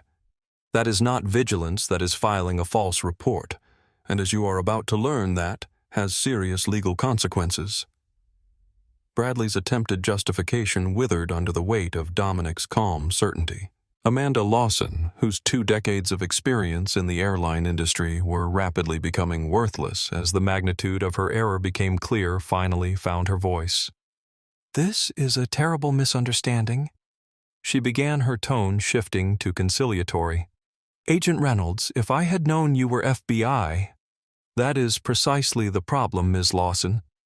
Dominic interrupted, his voice level but firm. You should not need to know I am FBI to treat me with basic dignity and fairness. The same rules should apply to everyone regardless of their appearance or position. The truth of his statement resonated through the growing crowd of witnesses. This was not just about one man's experience, it was about a pattern so pervasive that even a federal agent could become its victim. Agent Rivera, recognizing the situation was becoming a public spectacle, moved to regain control. We need to continue this in a more private setting. Captain Roberts, please ensure all passengers are deplaned in an orderly fashion. They will be directed to a waiting area where airline representatives can address their concerns about the flight delay. Roberts nodded stiffly and returned to the aircraft to manage the evacuation. As passengers began filing off the plane, many approached Dominic, directly offering words of support or apology for not intervening more forcefully. Sarah Goldstein handed him her business card. I have everything recorded, she assured him. MIT stands behind its data, and I have plenty. Jordan Wells, still live streaming, approached with the confidence of someone who knew they were capturing a viral moment. Agent Reynolds, my followers want to know what happens next. Will there be consequences for this clear case of discrimination? Before Dominic could respond, Agent Rivera stepped between them. Mr. Wells, while we appreciate your documentation of this incident, we need to conduct a proper investigation before discussing potential consequences. Could you please end your live stream now? Jordan hesitated, clearly reluctant to relinquish his growing audience. Dominic addressed him directly. Mr. Wells, your footage may be important evidence in ensuring accountability. But right now I need to focus on the investigation and, more importantly, getting to my family emergency in Denver. The mention of the family emergency, which many viewers had forgotten in the drama of the badge reveal, instantly changed the tone. Jordan nodded, understanding the human dimension beyond the viral content. All right, everyone, I am ending this stream now out of respect for Agent Reynolds' privacy. But remember what we witnessed today. This is what happens when we judge people based on appearance rather than actions. With that, Jordan finally ended the live stream that had, unbeknownst to him, already been clipped, shared, and reshared across multiple platforms, reaching hundreds of thousands of viewers. As the jet bridge cleared of passengers, Dominic found himself facing the core group responsible for his ordeal: Amanda Lawson Bradley, Wilson, Captain Roberts, and the security officers. The power dynamic had completely inverted. Those who had wielded authority against him now stood powerless before federal jurisdiction. Agent Reynolds, Rivera said quietly, the Kansas City field office has arranged for a private flight to Denver for you. It will be ready to depart within the hour. Dominic nodded in appreciation. Thank you, but first I need to make a statement to these individuals. He turned to face them directly, his expression not vengeful but resolute. What happened today was not about airline security. It was not about passenger safety. It was about seeing a black man in casual clothes and making assumptions about who he was and what he was capable of. Those assumptions led to a cascading series of decisions that violated my rights, subjected me to public humiliation, and physically endangered me. He let the words sink in before continuing. I could have identified myself as FBI at any point, but I chose not to, because the treatment I received is the same treatment countless others face every day, people who do not have a badge to protect them once the truth is revealed. People who do not have the weight of a federal agency behind them when seeking justice. Amanda looked down. Bradley shifted uncomfortably. Captain Roberts maintained his rigid posture, but the strain showed in his face. Today you will all provide detailed statements, body camera footage, aircraft, surveillance, passenger recordings. All of it will be reviewed, and then a determination will be made regarding both criminal charges and civil liability. Dominic straightened his hoodie, the same casual garment that had somehow marked him as suspicious from the moment he boarded. "I need to get to Denver now. My mother is waiting. But this is not over. What happened today will have consequences not just for you personally, but for the structures and attitudes that made it possible." With that, he turned to Agent Rivera. "I am ready to proceed to Denver now." As Dominic walked away, escorted by Rivera toward the terminal, he left behind a group of people whose lives had just fundamentally changed. They had attempted to exercise power over someone they judged as powerless. In doing so, they had walked straight into a reckoning none of them had seen coming. Behind them, through the glass walls of the jet bridge, dozens of phones remained pointed in their direction. The digital witnesses ensuring that what had happened here today would not be buried, ignored, or forgotten. The story was already spreading across social media platforms with the speed and force of a wildfire. Hashtags forming and multiplying, "Tired FBI on board," "Flying," "While Black," "Lash Bias in the air." The revelation of Dominic's true identity was not just a moment of personal vindication. It was the beginning of a much larger conversation, one that would eventually reach boardrooms, training facilities, and policy discussions across the entire airline industry. "Clear the area, FBI business." Agent Taylor's voice cut through the murmurs of the gathered crowd, creating an immediate pathway through the terminal. The authority in his tone and the visible FBI credentials produced an instant response that contrasted sharply with the resistance Dominic had faced just minutes earlier. Dominic walked beside Agent Rivera, their matched strides and professional demeanor forming a visible unit that commanded respect without requiring demands. Behind them, Officers Mitchell and Ramirez followed under Taylor's supervision, their earlier swagger replaced by the subdued posture of men facing potential federal charges. Amanda Lawson, Bradley Wilson, and Captain Roberts brought up the rear of this unusual procession, flanked by additional airport officials who had arrived to manage the situation. The contrast was stark. The same man who had been forcibly removed from his seat now led the way, while those who had orchestrated his removal followed like chastened schoolchildren. In a private conference room off the main terminal, the Kansas City Airport Director Thomas Hernandez awaited them. His expression reflected the gravity of the situation: an FBI agent assaulted on his watch, a major airline involved, and social media already ablaze with footage. "Agent Reynolds," he greeted Dominic with appropriate deference. "On behalf of the Kansas City International Airport, I want to express our deepest apologies for this inexcusable incident." Dominic acknowledged the apology with a brief nod. "I appreciate that, Director Hernandez. Right now, my priority is continuing to Denver as soon as possible. I have a family emergency that cannot wait." "Of course," Hernandez replied. "We have a private aircraft standing by at Terminal C. My staff will escort you there immediately." Rivera interjected, "Before Agent Reynolds departs, we need brief preliminary statements from everyone involved. The full investigation will continue after his departure." Dominic checked his watch, calculating the time lost, and what remained before he could reach his mother's hospital bedside. "I can provide my statement now, but it needs to be expedited." The next 30 minutes unfolded with the efficiency that federal authority could command when necessary. Dominic delivered a concise but detailed account of the events, his training evident in the precision of his recall. Time-specific statements, exact descriptions of physical interactions. His professional testimony stood in sharp contrast to the nervous, self-justifying accounts that followed from Amanda Bradley and the others. Throughout this process, the power shift remained visibly evident.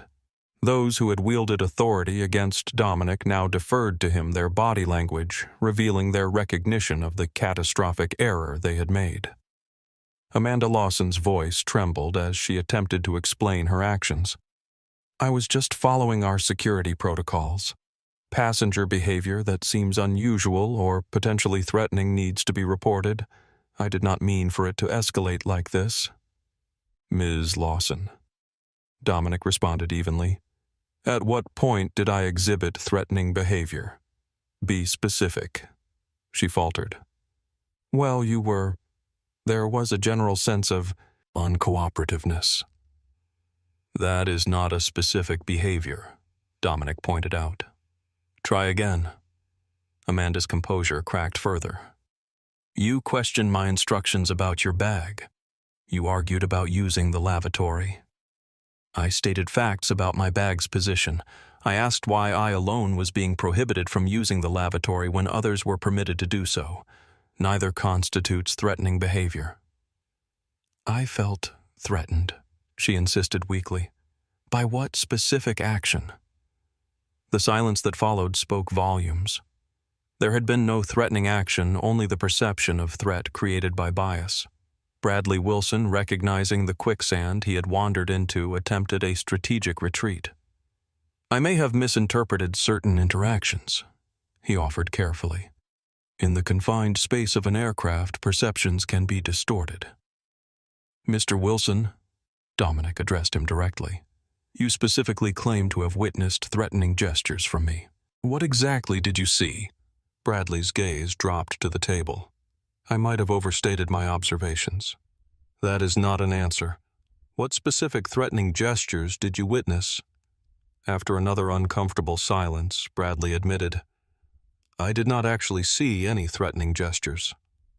So you provided false information that led to a federal agent being forcibly removed from an aircraft, Dominic summarized.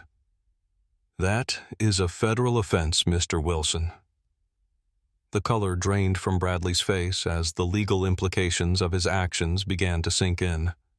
Captain Roberts, maintaining more composure than his colleagues, addressed his role directly. I made my decision based on crew reports, which is standard procedure. If those reports were inaccurate, then my decision was fundamentally flawed. I accept responsibility for not seeking additional verification. Dominic acknowledged this with a nod. It was not exoneration, but at least it was an honest assessment. Officer Mitchell attempted to justify his use of force. We were responding to a reported disruptive passenger. Our protocols dictate— I am familiar with airport security protocols, Dominic interrupted. They do not include pain compliance techniques for non-resistant subjects. They do not include ignoring verbal statements of compliance, and they certainly do not include assaulting a federal officer. Mitchell fell silent, his defense collapsing under the weight of Dominic's expertise and the damning body camera footage that would soon be reviewed. As the preliminary statements concluded, Director Hernandez approached Dominic. Agent Reynolds, your transportation to Denver is ready. An airport representative will escort you directly to the aircraft. Dominic stood gathering his backpack, the same one that had been the source of so much unnecessary conflict. Agent Rivera, Agent Taylor, I trust you will ensure a thorough investigation. Absolutely, Rivera assured him. And Director Mueller has been briefed on the situation. The Bureau stands fully behind you. This reference to the FBI director sent a visible ripple through the room. The incident had already escalated to the highest levels of federal law enforcement. As Dominic prepared to leave, Bradley Wilson made one final desperate attempt to mitigate his circumstances. Agent Reynolds, he called out, I want you to know that I have great respect for the FBI and the important work you do. This was all a terrible misunderstanding. Dominic turned to face him directly. Mr. Wilson, this was not a misunderstanding. This was bias in action. And what you are experiencing now, the fear, the uncertainty about your future, the sense that your fate rests in someone else's hands, that is what countless people feel every day when they are judged not by their actions, but by their appearance. He let the words hang in the air for a moment before continuing. The difference is that most of them do not get the satisfaction of seeing justice served. They do not get to watch as those who wronged them face consequences. They simply have to absorb the injustice and move on. Remember that feeling you have right now, Mr. Wilson. It might be the most valuable lesson you ever learn. With that, Dominic left the room, following the airport representative toward his waiting transportation. Behind him, he left a group of people confronting not just the professional and legal consequences of their actions, but the moral reckoning that comes with having one's biases exposed in the harsh light of justice. The authority had shifted completely. The badge had been revealed. And now, as Dominic Reynolds finally continued his journey to Denver, the full weight of federal accountability began to descend on those who had misjudged him so catastrophically. This is a Category 1 incident. Special Agent Sofia Rivera declared to the assembled team at the Kansas City Field Office's mobile command unit, which had been rapidly deployed to the airport. We have an assault on a federal officer, obstruction of justice, and potential civil rights violations. The response had escalated with remarkable speed. What had begun as a routine flight removal had transformed into a multi-agency federal investigation within minutes of Dominic Reynolds revealing his FBI credentials. In the executive conference room of Terminal B, now converted into a temporary FBI command center, Rivera addressed the key personnel assembled. Agent Taylor will lead the evidence collection team. All digital footage, aircraft, surveillance, body cameras, passenger recordings needs to be secured immediately. Nothing gets deleted. Nothing disappears. Taylor nodded, already coordinating with technical specialists who were gathering digital evidence from airport security systems and reaching out to passengers who had recorded the incident. Agent Patel, Rivera continued, turning to a forensic specialist. I want a complete analysis of the body camera footage from Officers Mitchell and Ramirez. Pay particular attention to use of force protocols and any discrepancies between their verbal commands and actual passenger compliance. On it, Patel confirmed, already receiving the secured devices from evidence technicians. Rodriguez, coordinate with the U.S. Attorney's Office. I want preliminary charging documents ready by end of day. The Bureau Director has made it clear this incident will receive the full attention and resources of the FBI. The mention of the Director's involvement underscored the severity with which the Bureau was treating the assault on one of their agents. What might have been dismissed as a routine security incident had transformed into a high-priority federal case with potential national implications. In a separate room, Amanda Lawson sat alone, her transnational airlines uniform suddenly feeling like a costume rather than the symbol of authority it had been just hours earlier. The door opened and Agent Rivera entered with a file folder. Ms. Lawson, Rivera began without preamble. We have just received your employment records from transnational airlines. 23 years of service, multiple commendations for attention to security protocols, and, she paused opening the folder, 17 passenger complaints specifically citing discriminatory treatment based on race, ethnicity, or religious appearance. Amanda's expression crumbled. Those complaints were investigated and dismissed by the airline. Yes, they were. That is part of what we will be examining, whether transnational has a pattern of dismissing valid discrimination complaints without proper investigation. I was just doing my job, Amanda insisted, though with less conviction than before. Security is our priority. Security is indeed a priority, Rivera agreed. But security based on actual behavior, not assumptions tied to appearance. The evidence suggests you targeted Agent Reynolds from the moment he boarded, despite no behavioral indications of threat. Amanda had no response to this, the truth of the accusation evident in her silence. In yet another room, Bradley Wilson was on his phone frantically calling legal contacts until Agent Taylor entered and calmly informed him that his phone was being temporarily confiscated as evidence. This is outrageous, Bradley protested. I am not under arrest. You cannot take my personal property. Mr. Wilson, you are a material witness in a federal investigation and potentially a subject of that investigation regarding false statements leading to the assault of a federal officer. Your communications regarding this incident are evidence. You can either surrender your phone voluntarily, or we can obtain a warrant and arrest you for attempted evidence tampering. Bradley's face paled as he realized the seriousness of his situation. Wordlessly, he handed over the device.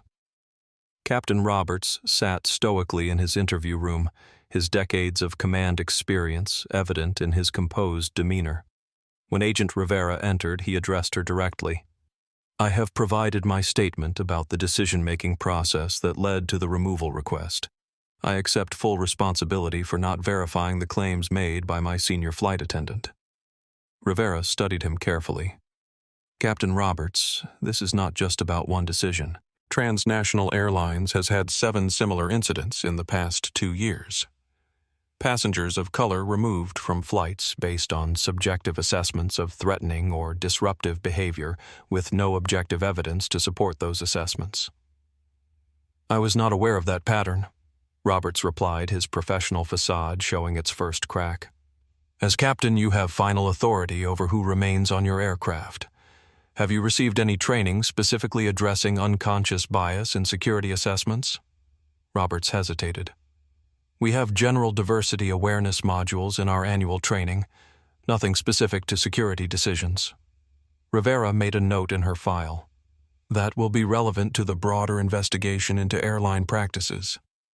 Back in the main command center, the investigation was expanding beyond the individuals directly involved. Special Agent in Charge Davidson had arrived from the Kansas City field office and was briefing Rivera on the broader implications. "The Bureau Director sees this as potentially significant beyond the individual case," Davidson explained.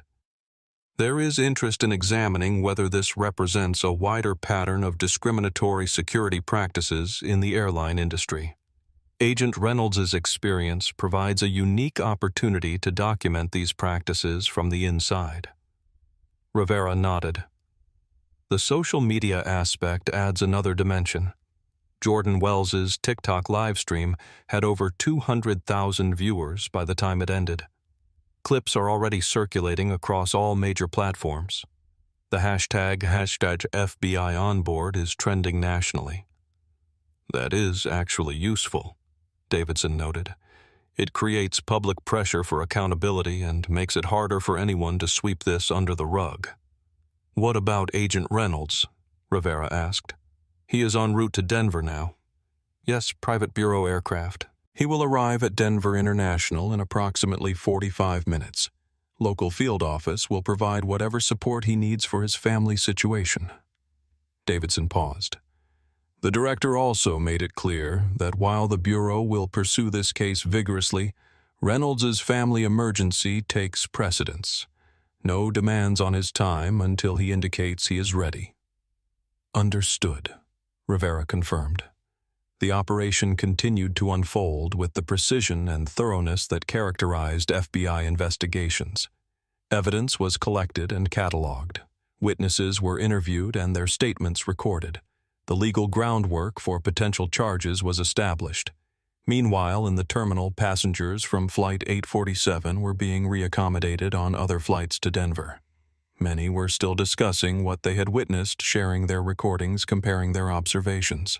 The story continued to spread across social media news outlets, beginning to pick up on the trending hashtags and piece together the extraordinary series of events.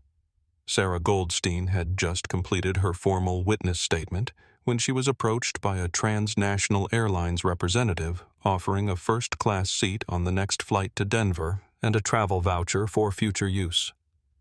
"No, thank you," she replied firmly. "I will take the next flight, but I do not want any special treatment from your airline. What I want is assurance that you are addressing the discriminatory behavior I witnessed today." The representative, clearly unprepared for this response, stammered something about taking all feedback seriously before retreating to handle less principled passengers.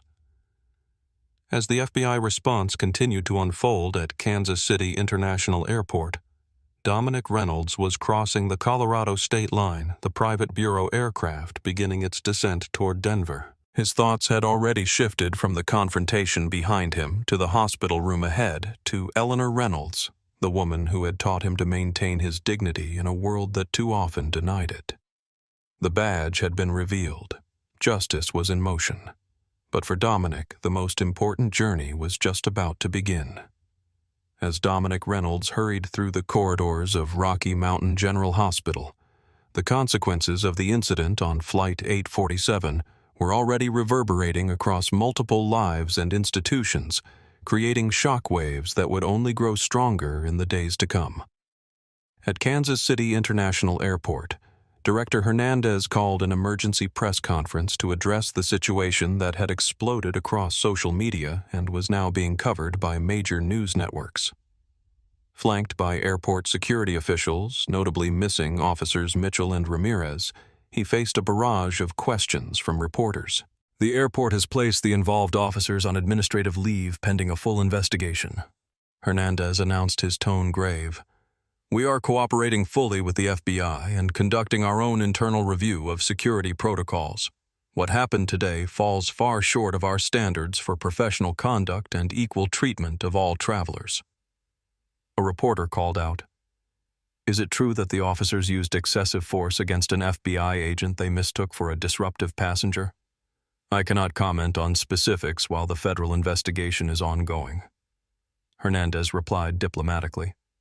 "However, I can confirm that an incident occurred involving a federal law enforcement officer traveling as a civilian passenger. The airport takes this matter extremely seriously." Another reporter pressed, "Sources say the agent was removed solely based on his race. Is the airport acknowledging this was a case of racial profiling?" Hernandez paused, weighing his words carefully. "We are examining all aspects of this incident, including potential bias in security enforcement. If our review identifies discriminatory practices, they will be addressed immediately with policy changes and additional training."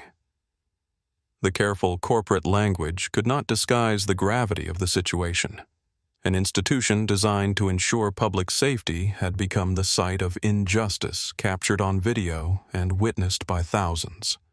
At Transnational Airlines headquarters in Atlanta, an emergency executive meeting had been convened in the Crisis Management Center.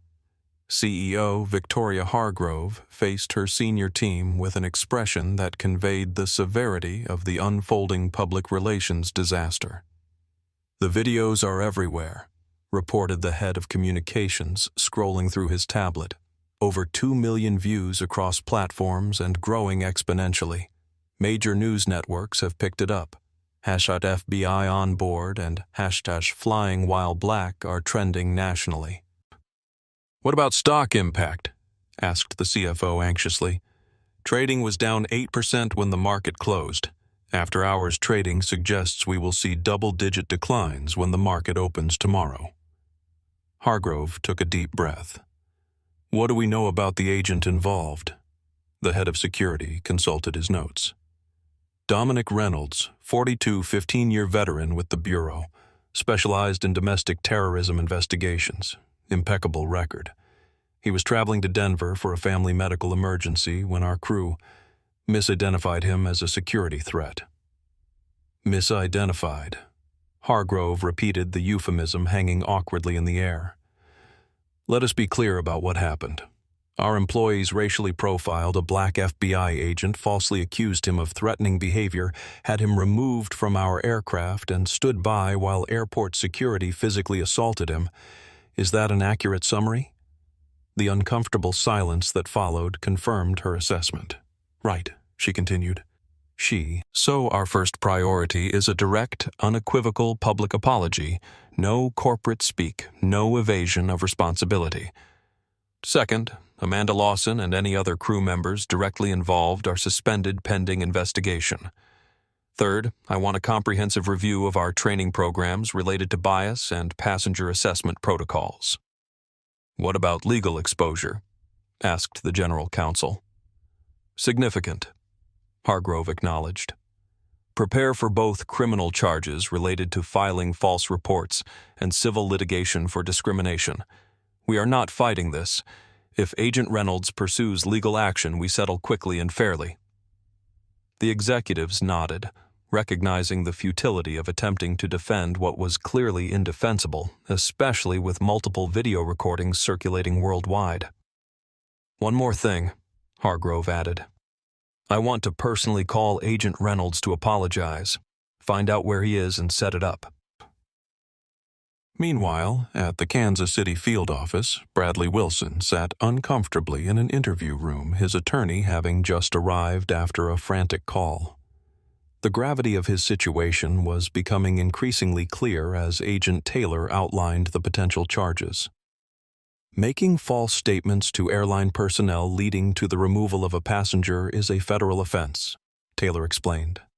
When that passenger turns out to be a federal agent traveling in the course of his duties, the penalties increase significantly.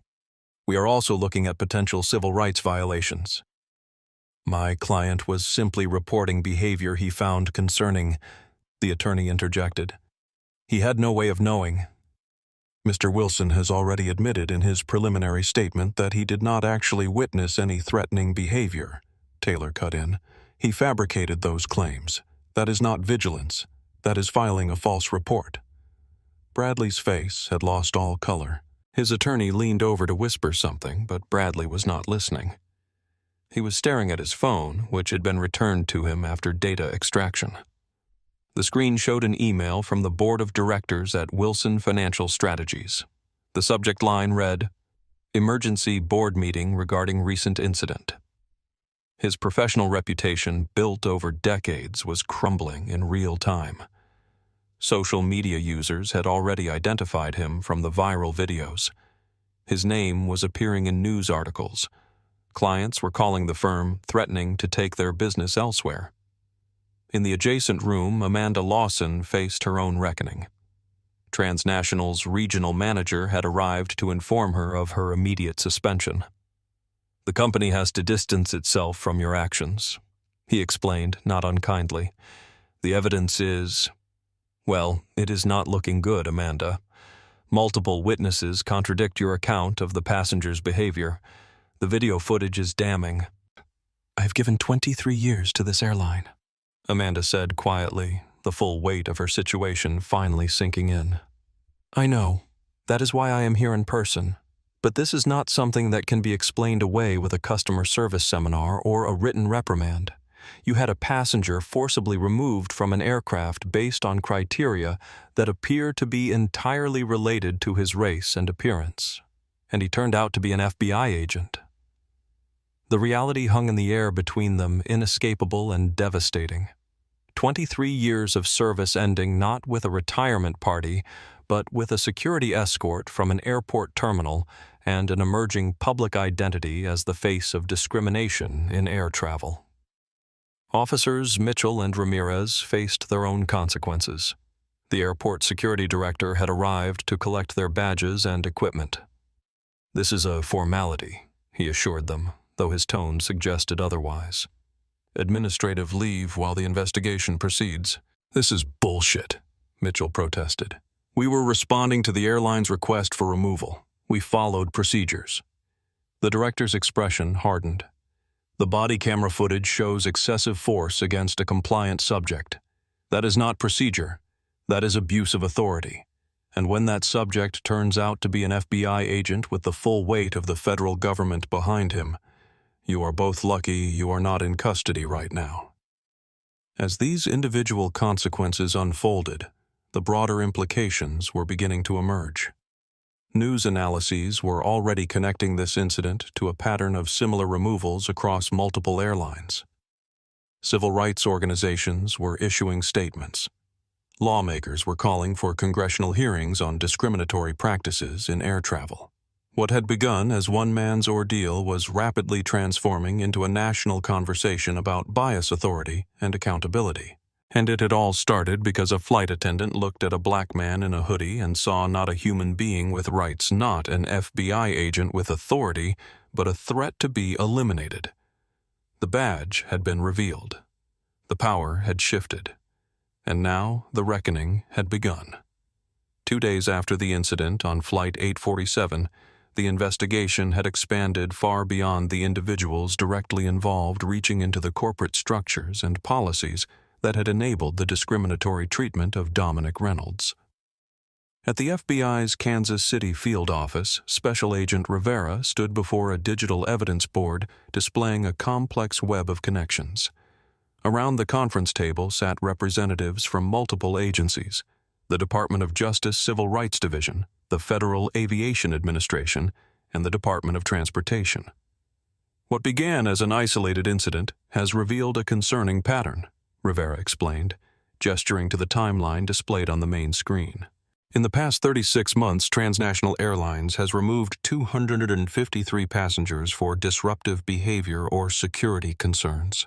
Our preliminary analysis shows that 78% of those passengers were people of color, despite them representing only 38% of the airline's total passenger demographic. The FAA representative leaned forward. That is a statistically significant disparity. It gets worse, Rivera continued. When we cross-reference with actual reported incidents of genuine security threats, passengers attempting to access cockpits' physical altercations, credible bomb threats, the correlation with these removals is less than 2%.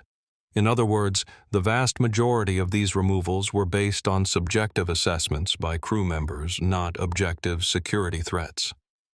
The DOJ civil rights attorney made notes on her tablet.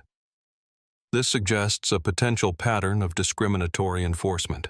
Have you identified any internal policies that might contribute to this? Rivera nodded to Agent Taylor, who took over the presentation. We have reviewed Transnational's crew training materials and security protocols. Their threat assessment guidelines include vague criteria such as passenger appears nervous, passenger asks unusual questions, and passenger displays atypical behavior. Those are incredibly subjective standards, the DOT representative observed. Exactly, Taylor agreed. Without specific behavioral metrics, these assessments default to individual crew members' personal biases. In Amanda Lawson's case, we have uncovered 17 prior complaints, specifically citing racial discrimination, all dismissed by the airline's internal review process. What about the captain's role? Asked the FAA representative. Captain Roberts has been cooperative, Rivera explained. He acknowledges relying solely on Lawson's assessment without seeking additional verification. Transnational's procedures actually discourage captains from questioning crew security assessments, citing concerns about undermining crew authority. The investigation had expanded beyond individual bias to reveal institutional failures, policies that enabled discrimination by design rather than by accident. What about Bradley Wilson? The DOJ attorney asked. His role seems unusual for a passenger. Taylor clicked to a new screen showing Wilson's background. Wilson is CEO of Wilson Financial Strategies. His firm manages over $2 billion in assets, including significant investments in the airline industry. He is a top-tier frequent flyer with Transnational averaging 200,000 miles annually. Our analysis of his social media history and emails retrieved from his devices shows a pattern of derogatory comments about minorities. So, not just a random passenger, but someone with status and influence within the airline's ecosystem, the DOT representative summarized. Precisely, Rivera confirmed. And that status gave his false claims about Agent Reynolds unwarranted credibility with the crew. The investigation had also expanded to the airport security response. Body camera footage from officers Mitchell and Ramirez had been analyzed frame by frame, revealing multiple violations of use-of-force protocols. Background checks had uncovered that Mitchell had 3 prior excessive force complaints during his military police career, before joining airport security complaints that should have been flagged during his hiring process, but somehow were not. We are also examining potential manipulation of passenger data, Taylor added, bringing up a new screen showing internal Transnational software interfaces. Transnational uses an algorithm called Passenger Watch that flags potentially problematic travelers based on past interactions, booking patterns, and other metrics. We have found evidence that certain racial and ethnic names trigger higher scrutiny scores in the system. The DOJ representative looked alarmed. That would constitute automated discrimination. We are still analyzing the code, Taylor cautioned. But preliminary review by our tech team suggests the algorithm was trained on historical removal data, which, given the pattern we have already identified, would inherently embed racial bias into the automated system. As the federal agencies coordinated their expanding investigation, Transnational Airlines was conducting its own internal review under intense public and regulatory pressure. CEO Victoria Hargrove had assembled a task force of external auditors and civil rights experts to examine every aspect of the company's training policies and procedures. The incident with Agent Reynolds was not an aberration, concluded Dr. Erica Washington, a leading expert on institutional bias brought in to lead the audit. It was the predictable outcome of policies that enable subjective assessments without accountability combined with insufficient training on unconscious bias. Hargrove nodded grimly. I want complete transparency here. No corporate cover-up. What specific changes do you recommend? Dr. Washington displayed a comprehensive reform plan on the boardroom screen. First, complete overhaul of the threat assessment protocols, specific observable behaviors, only no subjective criteria. Second, mandatory bias training for all customer-facing staff with regular recertification. Third, an independent review board for all passenger removals, including demographic tracking and pattern analysis. Cost estimates, asked the CFO reflexively. Hargrove fixed him with a stern look. That is not the primary concern right now. We are facing potential federal charges, civil litigation, and a massive loss of public trust. The cost of not fixing this is far greater. Meanwhile, the airport security apparatus at Kansas City International was undergoing its own reckoning. Director Hernandez had initiated a comprehensive review of hiring practices, training protocols, and use of force policies. The preliminary findings were troubling. Our de-escalation training is inadequate, admitted the training director during an emergency staff meeting. Officers receive 40 hours on restraint techniques, but only 4 hours on verbal de-escalation. That imbalance creates a predisposition toward physical resolution of conflicts. Hernandez rubbed his temples, feeling the weight of institutional failure. And what about supervision of officers with prior complaints? Virtually non-existent, the HR director acknowledged. Mitchell had 3 excessive force complaints in the past 18 months. Each was reviewed individually, but no one was tracking the pattern. The investigation continued to expand, revealing not isolated failures, but interconnected weaknesses across multiple systems: airlines, airports, security protocols, training programs, and corporate oversight mechanisms. What had happened to Dominic Reynolds was not an anomaly. It was the inevitable outcome of institutional structures that enabled bias to flourish unchecked. And as the investigation expanded, so did the public conversation. News programs featured panels discussing discriminatory practices in air travel. Social media remained ablaze with personal accounts from travelers of color sharing similar experiences. Congressional representatives called for hearings.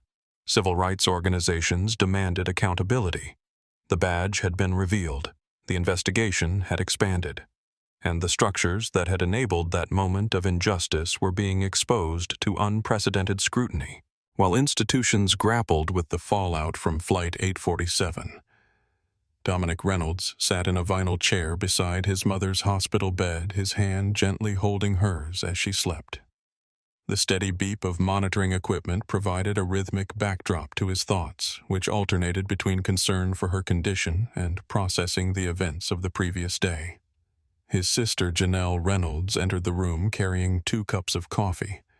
At 38, she shared their mother's sharp cheekbones and determined expression, though worry had carved temporary lines around her eyes. "How is she?"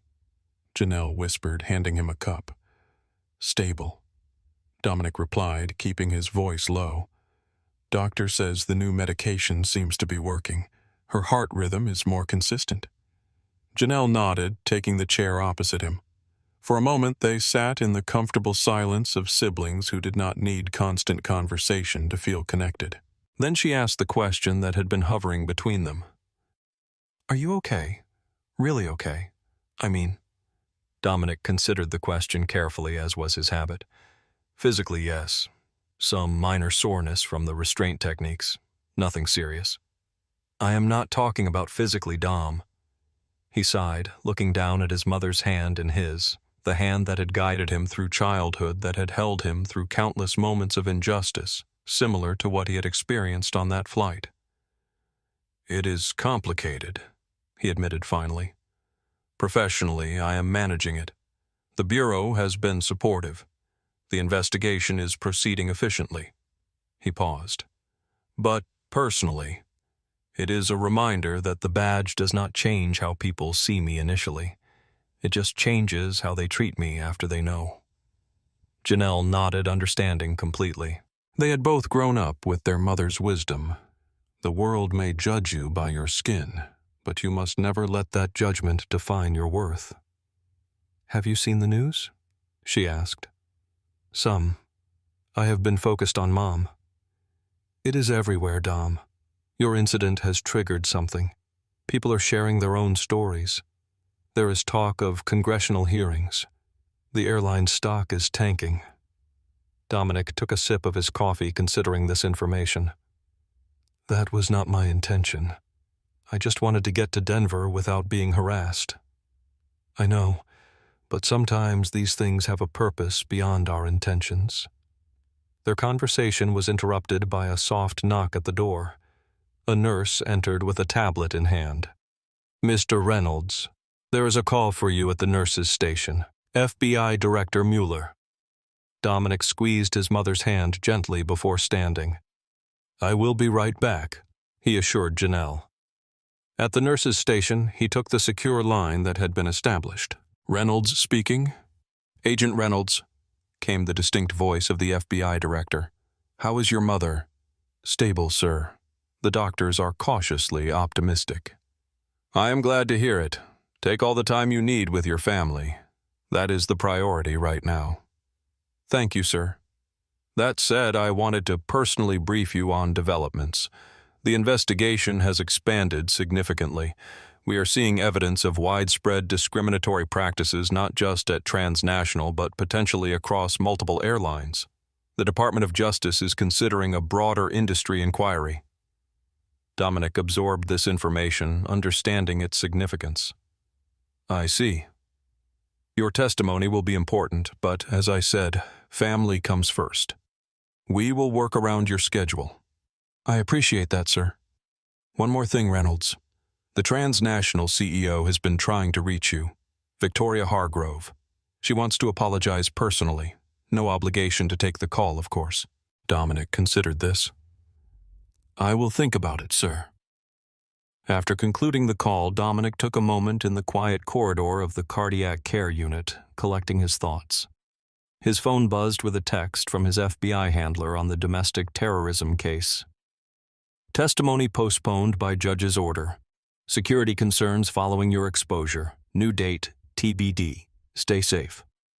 Another complication. The case he had spent nearly a year building, infiltrating the Sovereign Patriot Alliance, gathering evidence of their planned attacks, was now in jeopardy because his cover had been potentially compromised by the viral videos. His phone buzzed again. Sarah Goldstein, the MIT professor who had sat beside him on the flight, had sent an email. Agent Reynolds, I have been contacted by multiple news outlets about what I witnessed.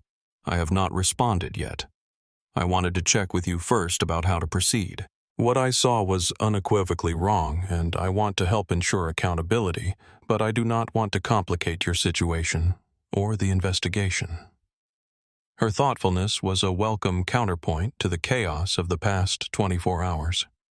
He made a mental note to respond after checking with Rivera about the investigation's public communication strategy.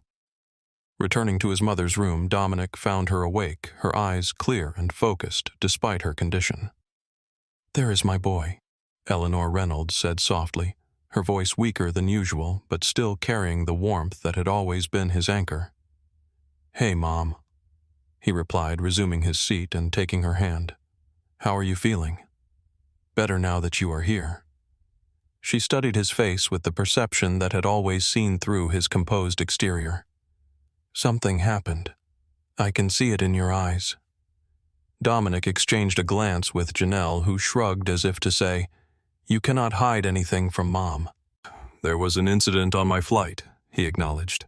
I'm fine, just a misunderstanding. Eleanor's eyes narrowed slightly. Dominic James Reynolds. Do not you edit your truth for my benefit. Despite everything, he smiled.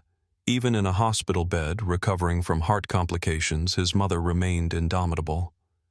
It was more than a misunderstanding, he admitted. I was removed from the flight because of how I looked. It escalated, and eventually I had to identify myself as FBI. Eleanor nodded slowly, unsurprised. And how are you handling it? Professionally. I did not ask how the FBI is handling it. I asked how you are handling it. The distinction was important and typical of his mother's insight. How was he, Dominic the man, not Dominic the agent, processing this experience? I am angry, he admitted finally. Not just for myself. For everyone who experiences this without a badge to protect them. For every person who gets removed from a flight or followed in a store or pulled over driving through the wrong neighborhood who does not get the satisfaction of seeing the look on their accuser's face when they realize they have made a terrible mistake. Eleanor squeezed his hand with surprising strength. Use that anger, not to burn, but to illuminate. It was one of her familiar sayings, a piece of wisdom she had shared with him since childhood. Anger as a torch, not a weapon. A light to expose injustice, not a fire to consume the self. I am trying, Mom. I know you are. That is why you joined the Bureau, is it not, to change things from within, to be part of the solution? She paused, her breathing slightly labored from the extended conversation. This incident, it is not just about you. It is about all of us. Do not let them minimize it to an unfortunate misunderstanding or hide behind policy. Make them face it. Dominic nodded, drawing strength from her clarity and conviction. Even now, she was guiding him, helping him find his path through the complex intersection of personal pain and professional responsibility. Get some rest, Mom, he urged gently, seeing the fatigue in her eyes despite her strong spirit. I will be right here. As Eleanor drifted back to sleep, Dominic's phone vibrated again. A text from Agent Rivera. Transnational CEO making public statement in 30 minutes. Might want to watch. He found the remote and turned on the small television mounted in the corner of the hospital room, muting the volume and activating closed captioning to avoid disturbing his mother. Janelle moved her chair closer to see the screen. Together they watched as Victoria Hargrove, CEO of Transnational Airlines, stepped up to a podium bearing the company logo. Her expression was grave, her posture that of someone prepared to take responsibility rather than deflect it. Behind her stood a diverse group that included civil rights leaders and industry experts. Good afternoon, she began. I am here to address the inexcusable incident that occurred on Transnational Flight 847. As the statement unfolded, direct, unequivocal in its acknowledgement of fault and specific in its commitments to reform, Dominic felt a complex mix of emotions. Part of him recognized this as a necessary first step toward accountability. Another part understood that corporate statements, however sincere, could not erase the experience of being judged, removed, and physically assaulted based solely on appearance. What are you thinking? Janelle asked quietly. Dominic considered the question as he watched Hargrove outline comprehensive changes to training policies and accountability mechanisms. I am thinking about what Mom always told us. It is not enough to acknowledge injustice. You have to dismantle the structures that enable it. Janelle nodded, her gaze moving from the television to their mother's sleeping form. She raised us right. She did, Dominic agreed. And that is why, when she is better, I am going to make sure this incident leads to real change. Not just apologies and training videos, but fundamental reform in how the industry operates. As Eleanor Reynolds slept peacefully, her children maintained their vigil, both drawing strength from her lifetime of wisdom and courage. And though he had not planned it, though it had not been his intention, when he boarded that flight to Denver, Dominic Reynolds found himself at the center of a national conversation about bias, accountability, and the long path toward true equality. The personal struggle continued alongside the public one, intertwined but distinct. And as he had throughout his life and career, Dominic would navigate both with the dignity and determination his mother had instilled in him from the beginning. The cardiac care unit at Rocky Mountain General Hospital operated with a rhythm as steady as the heartbeats it monitored. Nurses moved efficiently between rooms, checking vital signs and administering medications. Doctors conducted their rounds, reviewing charts and speaking in the measured tones of those accustomed to delivering both hope and caution. Dominic had been at his mother's bedside for nearly 36 hours, leaving only briefly for necessities.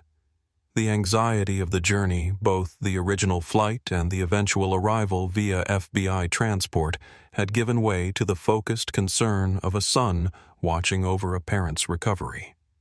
Dr. Melissa Chen entered the room, tablet in hand, her white coat crisp despite the late hour of her shift. She nodded a greeting to Dominic and Janelle before turning her attention to Eleanor. "Mrs. Reynolds, your latest EKG is showing improvement." She reported, her tone professional but warm.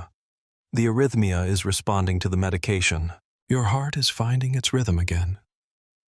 Eleanor, more alert now after hours of rest, responded with characteristic directness. "In plain English, doctor, am I dying?" Dr. Chen smiled slightly. "Not today, Mrs. Reynolds. Not if I have anything to say about it." "Good, because I have unfinished business."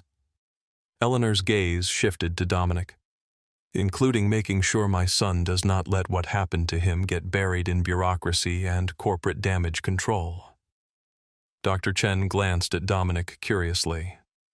"I am sorry I am not familiar." "Mom," Dominic began, "the doctor probably does not—" "Turn on the TV," Eleanor instructed firmly. "Channel 8. Janelle complied, raising the volume slightly. On screen, a news anchor was mid-sentence, continues to generate national discussion. The FBI has confirmed that Special Agent Dominic Reynolds was removed from Transnational Airlines Flight 847 after being falsely accused of threatening behavior in what many are characterizing as a clear case of racial profiling. The incident, captured on multiple videos, has sparked renewed calls for accountability in airline security practices. The screen split to show an interview with a civil rights attorney. What makes this case particularly significant is that it happened to a federal agent. It forces us to confront the reality that even the most official credentials, the highest level of professional status, does not protect people of color from bias-based assumptions and treatment. Dr. Chen's expression registered recognition and surprise.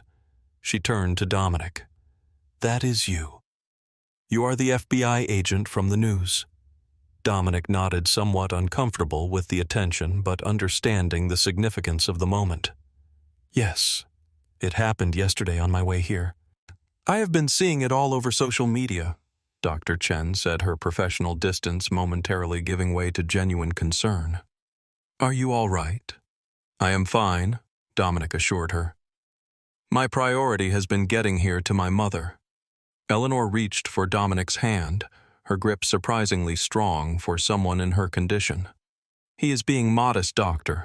My son was assaulted by airport security after being falsely accused by airline staff, and instead of making a scene or immediately identifying himself as FBI, he documented the discrimination so it could be properly addressed." "Mom," Dominic protested gently, "that is not exactly—" "It is exactly what happened," Eleanor insisted. "You have always been strategic even as a boy, thinking 3 steps ahead." Dr. Chen's pager buzzed, calling her to another patient. "I need to go, but Mrs. Reynolds, your condition is improving steadily. We will continue to monitor closely, but I am cautiously optimistic." She turned to Dominic. "And Agent Reynolds, for what it is worth, I am sorry for what you experienced. It is, unfortunately, familiar to many of us." The shared understanding in her last comment lingered after she left the room, the unspoken recognition between people who had experienced the subtle and not so subtle manifestations of bias in their professional and personal lives. Janelle muted the television as the news transitioned to another story. They have been covering it nonstop. Jordan Wells, the TikTok guy who was live streaming, is up to about 2 million followers now. He has become the unofficial narrator of the whole situation. Dominic shook his head slightly, still adjusting to the public dimension of what had been for him a deeply personal experience. His phone buzzed with an incoming call from Agent Rivera. He excused himself to take it in the corridor. "Reynolds," he answered. "How is your mother?" Rivera asked, first maintaining the Bureau's commitment to prioritizing his family emergency. "Improving. Doctor is cautiously optimistic." "Good to hear. I am calling with an update on the investigation. The U.S. Attorney has approved preliminary charges against Officers Mitchell and Ramirez for assault on a federal officer and civil rights violations. Amanda Lawson is being charged with filing a false report. Bradley Wilson as well." Dominic absorbed this information, feeling a complex mix of satisfaction at the accountability and recognition of the difficult road ahead for all involved. "Transnational's legal team has reached out about a settlement," Rivera continued. "They are eager to resolve this without prolonged litigation. The terms being offered are substantial." "It was never about money for me," Dominic replied. "I know. But the settlement includes structural reforms, independent oversight of their security protocols, and a complete overhaul of their training. The money is almost secondary to the institutional changes they are committing to. This was more significant. Send me the details when you can.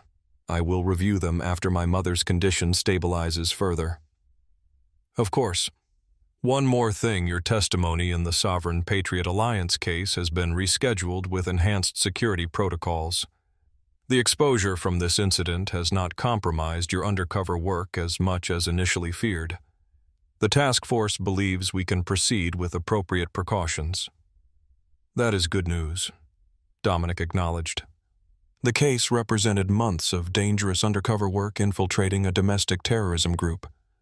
The prospect of it being derailed by the flight incident had been a major concern.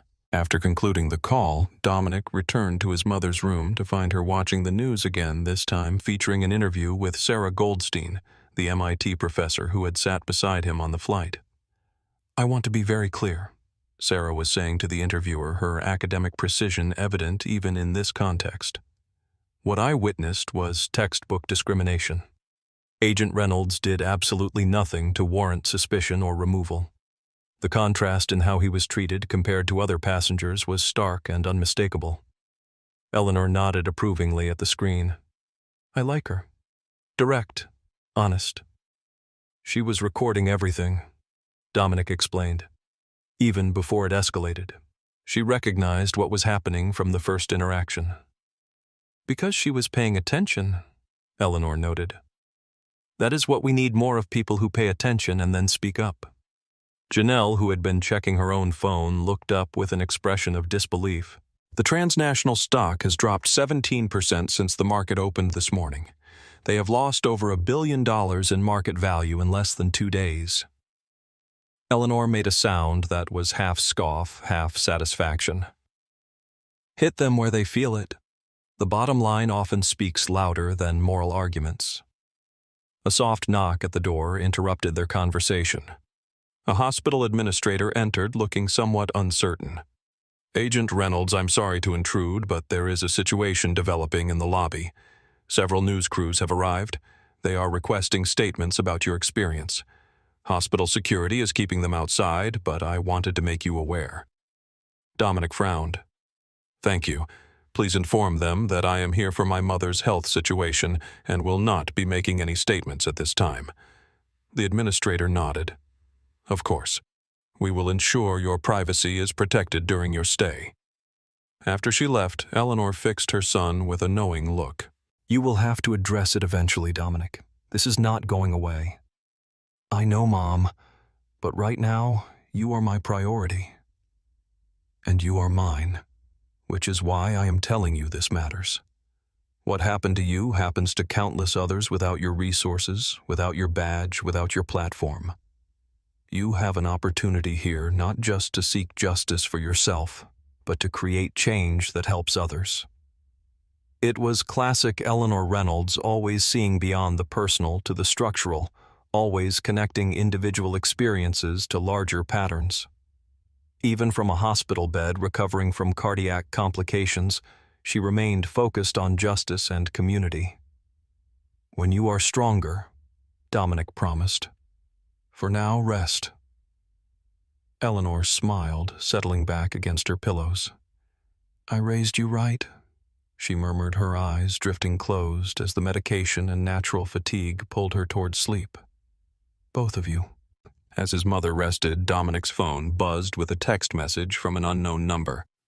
"Agent Reynolds, this is Victoria Hargrove, CEO of Transnational Airlines. I understand your priority is your family right now. When you are ready, I would appreciate the opportunity to speak with you directly about what happened and how we are addressing it. No press, no lawyers, just a direct conversation." Dominic showed the message to Janelle, who raised an eyebrow. "Are you going to respond?" "Not yet," he decided. "But eventually, yes. Mom is right. This is not just about me. It is about creating real change in how these systems operate." Through the hospital window, Dominic could see news vans in the parking lot below, their satellite dishes raised like technological flowers seeking signal. The story continued to spread, to generate discussion, to force a conversation that was long overdue. And at the center of it all, in a quiet hospital room in Denver, a family held its own conversation about justice, responsibility, and the long arc of change. Eleanor Reynolds might be the patient, but she remained the moral compass guiding her children, as she always had, with wisdom born of experience and an unshakable belief in the possibility of a more just world. The morning after Dominic's arrival in Denver, the media landscape had transformed. What began as viral video clips had evolved into a full-scale national conversation, spanning news networks, social media platforms, and political discourse. In the hospital cafeteria, Dominic sipped mediocre coffee while watching a wall-mounted television. CNN was featuring a panel discussion titled "Bias in the Air: The Reynolds Incident and Beyond." The screen showed a split image of his FBI credential photo alongside still frames from the viral videos of his removal. What makes this case particularly significant, a civil rights attorney on the panel was explaining, is that it strips away the usual excuses. This was not about behavior. Multiple witnesses confirm Agent Reynolds was completely calm and compliant. It was not about security. He posed no threat whatsoever. This was purely about a black man in casual clothes being perceived as dangerous, despite all evidence to the contrary.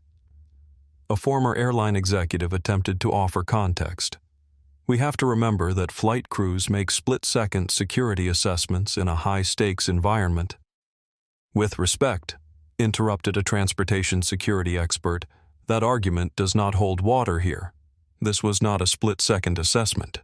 This was a prolonged pattern of discriminatory treatment that escalated over hours, culminating in a physically violent removal based on fabricated claims. The crew had ample time to evaluate actual behavior rather than rely on biased assumptions." Dominic's phone buzzed with a text from Agent Rivera. "Just FYI, the hashtag #FBIOnboard has generated over 12 million impressions in the past 24 hours. Major outlets requesting interviews with you. No pressure to respond, just keeping you informed." Another text followed almost immediately, this one from his FBI supervisor. "Director wants you to know there is no pressure for public statements. Bureau's official position is that you should focus on your family situation. Everything else can wait." The support from the Bureau had been unwavering, a fact Dominic appreciated, while recognizing that not everyone in similar situations had institutional backing during times of crisis. He finished his coffee and was about to return to his mother's room when a breaking news alert flashed across the television screen. The Transnational Airlines Board of Directors had just announced the indefinite suspension of Amanda Lawson pending a full investigation. Additionally, they had accepted the resignation of their vice president of customer experience, citing a failure of leadership in training and accountability. The corporate consequences were mounting rapidly. Transnational's stock continued its freefall, with financial analysts predicting potential long-term damage to the airline's brand and market position. As Dominic navigated the hospital corridors back to the cardiac care unit, he passed a waiting area where visitors were gathered around another television. This one showed footage from a spontaneous protest at Denver International Airport, where several dozen people carried signs reading, "Flying while black should not be a crime," and "Accountability at 30,000 feet." The story had transcended the specific incident to become a focal point for broader concerns about discrimination in transportation and beyond. Social media users were sharing their own experiences of being profiled on flights, in airports, on trains, and in other public spaces. When Dominic returned to his mother's room, he found her awake and engaged in conversation with Dr. Chen, who was completing her morning rounds. "Your mother's heart rhythm has stabilized significantly," Dr. Chen reported with cautious optimism. "The medication is working as intended." "When can I go home?" Eleanor asked directly. "If this improvement continues, possibly in 2 to 3 days. We will want to monitor you for at least 48 more hours to ensure the arrhythmia does not return." After Dr. Chen left, Eleanor gestured toward the television in her room, which was tuned to a local Denver station currently featuring an interview with Jordan Wells, the TikTok influencer whose live stream had helped bring the incident to national attention. "Your story has become something bigger than either of us anticipated," Eleanor observed. Dominic nodded, taking his usual seat beside her bed. "It seems to have struck a chord." "Because it happened to an FBI agent," she noted with the directness that characterized her approach to life. "When it happens to ordinary people, particularly those without the resources to fight back, it rarely makes the news. I know, Mom. Which is why, when I am out of here, we need to make sure this momentum leads to actual change. Not just for transnational, not just for airlines, but for how these institutions operate more broadly." Janelle arrived with fresh coffee and pastries, having learned that hospital food left much to be desired. "Have you seen this?" she asked, showing Dominic her phone screen. It displayed a Washington Post headline, "Congressional Hearings on Airline Discrimination Scheduled Following Reynolds Incident." The story was expanding beyond media coverage to potential legislative action. Representatives from the Congressional Black Caucus had called for formal hearings to investigate patterns of discriminatory treatment in commercial aviation, citing the Reynolds incident as a tipping point that demanded federal oversight. "It is moving fast," Dominic observed. "Because it is visible," Eleanor replied. "Because there is video evidence that cannot be denied or explained away. Because a professional with impeccable credentials, you experienced something that confirms what so many have been saying for years." Dominic's phone rang. Agent Taylor from Kansas City. "Reynolds, we have identified a pattern in Transnational's passenger removal data. When we cross-referenced against their internal communication system, we found that Amanda Lawson had a removal rate for passengers of color nearly 6 times higher than the company average." "Not surprised," Dominic replied, "but it is good to have the data." "There is more," Taylor continued. "Bradley Wilson has a history with the airline. He has filed 8 complaints about suspicious passengers in the past 3 years. All described individuals matching similar profiles, young men of color in casual clothing. All resulted in passenger removals or heightened scrutiny." This additional context helped explain the unusual dynamic Dominic had observed between Amanda and Bradley on the flight, not a random convergence of bias, but a pattern of cooperation in targeting certain types of passengers. As the day progressed, the media coverage intensified.